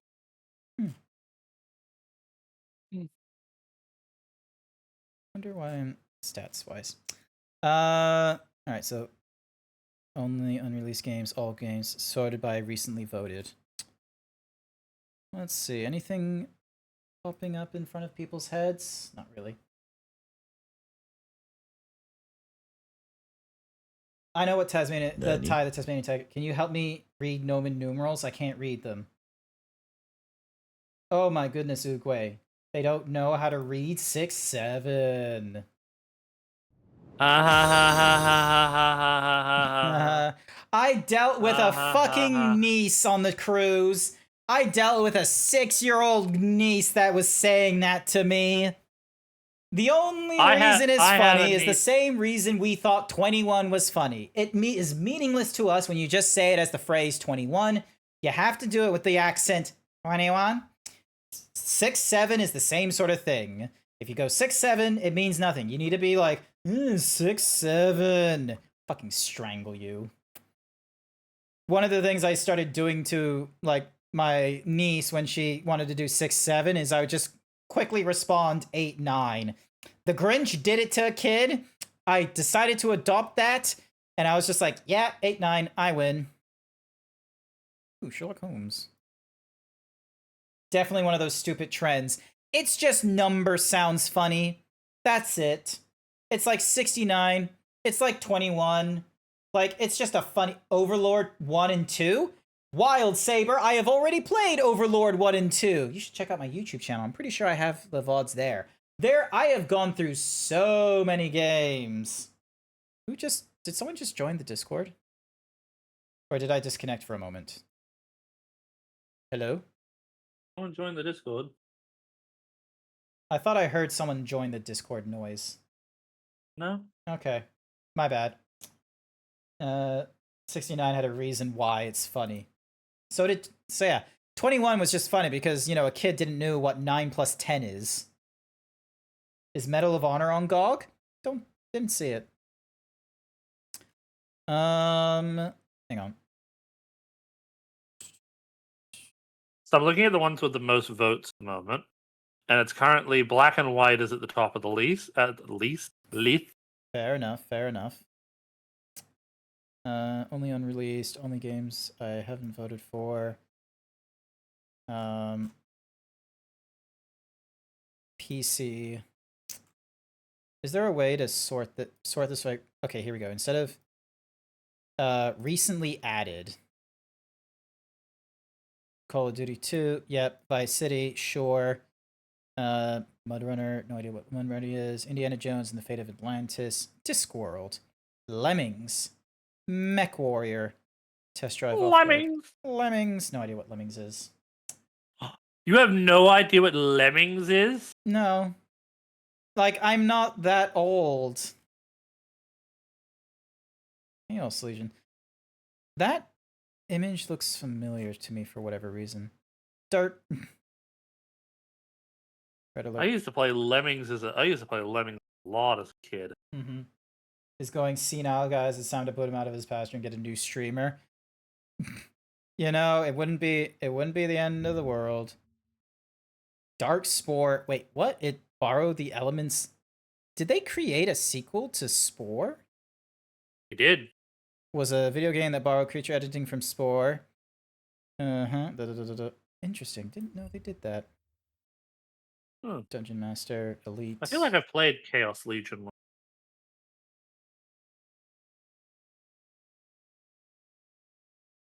Oh yeah, it was on the PlayStation 2. It's a Capcom game. Lego Rock Raiders. Oh my god, Magic the Gathering. Old. Max Payne 3. Medal of Honor Airborne. I'm voting up on a lot of things that I'm like, oh, I kind of remember this, and I'm kind of surprised there isn't like an they haven't like preserved this. Yep, Prototype 1 and 2 would be good. Quantum Break. Sure. Don't care for Shenmue. Shenmue! Skullgirls? Sure. Battlefront 2. Oh, PsyOps, the Mindgate Conspiracy? That's a class. Vote up for Subnautica. Vote up for Age of Empires and Age of Empires 2. Godfather 2. Check good. But yeah, like so many games I could be playing. So many games that these guys want to preserve and such, and I'm like, yeah, I respect them for wanting to preserve. Definitely vote up for Warcraft, because knowing our luck, they'll try and do a remaster and it'll be terrible. Boom. More than 5,000 gamers have joined GOG patrons. Interesting. Black Dahlia. Call of Duty 4 Modern Warfare. Yep. Castle Wolfenstein. Civilization Power. Age of Pirates. Alice. Astroneer. Is this an alphabetical? No, this is by recently added. So, ding, dong. Area 51. That was a game that I've played a lot when I was younger. Baba is you. Bayonetta. There we go. Yeah, it had David Duchovny as Hi, Nightman. Welcome. As David Duchovny as your main protagonist, and then Marilyn Manson as the alien at the end of the game. What? Yeah, Marilyn Manson plays the big alien thing at the end of the game. So yeah, there it is. Dark Messiah of Might and Magic. 27,000 people want it. Dead Island. Dead Space 2. Dead Space 3. so many. Dragon Age 2. Yep. Insanity. Sure. Crisis 2. Crisis 3. Dragon Sang. That rings a bell for whatever reason as like in a essay thing. Ooh, Blur. Okay. Played Xbox. 3. Enter the Matrix. I remember renting this from Video Easy. I had that on my Xbox. Hmm. Loved the shit out of it. Nice, nice. 3.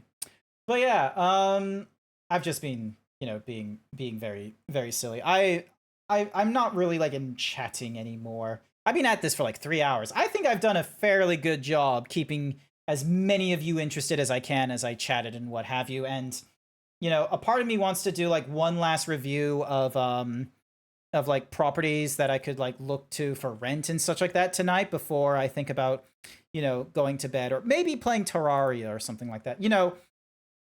Something else and not being like presenting all the time. Hype the Time Quest. Oh my gosh. I remember a friend playing this and I really wanted to play it myself and I never got to upvoting that. Sorry, I was just so excited for Hype the Time Quest. It was hype. I could tell. So yeah. But oh my god, You Lego were Racers. really hyped about that one. You remember Lego Racers? I do remember Lego Racers. Amazing. Match the Gathering duels of the Planeswalkers. Manhunt. But yeah, that is actually going to be it for me tonight. I have been chatting for quite a while, Z's, and I should probably go and have a look and see who is online and who we can go and raid. So I need to stop raids for the hour so then people don't know to go to me. Let's see. Oh my god, the recommended, like, I clicked on the raid browser and there's all these different like just chattings they want me to go to, but it's like, don't know who this person is. I don't know who this person is. Don't know who that person is. There's a random space chip or something like that. Trader.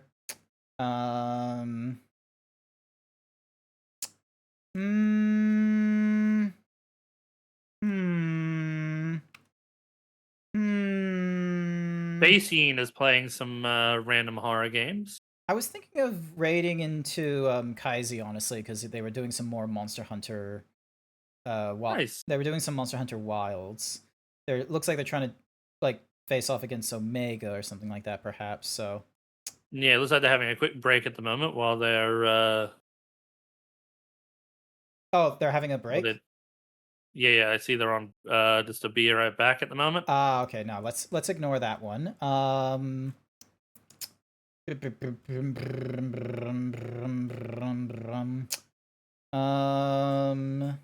Someone's just sleeping. Ooh, Simon Red is playing some Mega Bonk. Mega Bonk is fun, chat.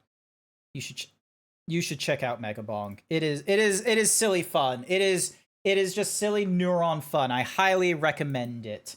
So thank you for the peck dance. I greatly appreciate it. All right, we are gonna go with our long raid message, which is Himbo Raid. Show us your cutest guys, gals, and non-binary pals, or prepare to get swole. That is gonna be our raid message. If you are not subscribed, that's okay. You're welcome to use whatever other kinds of emotes that you want. I'm gonna be using my gun emote, or actually, maybe you know what? I'm gonna use my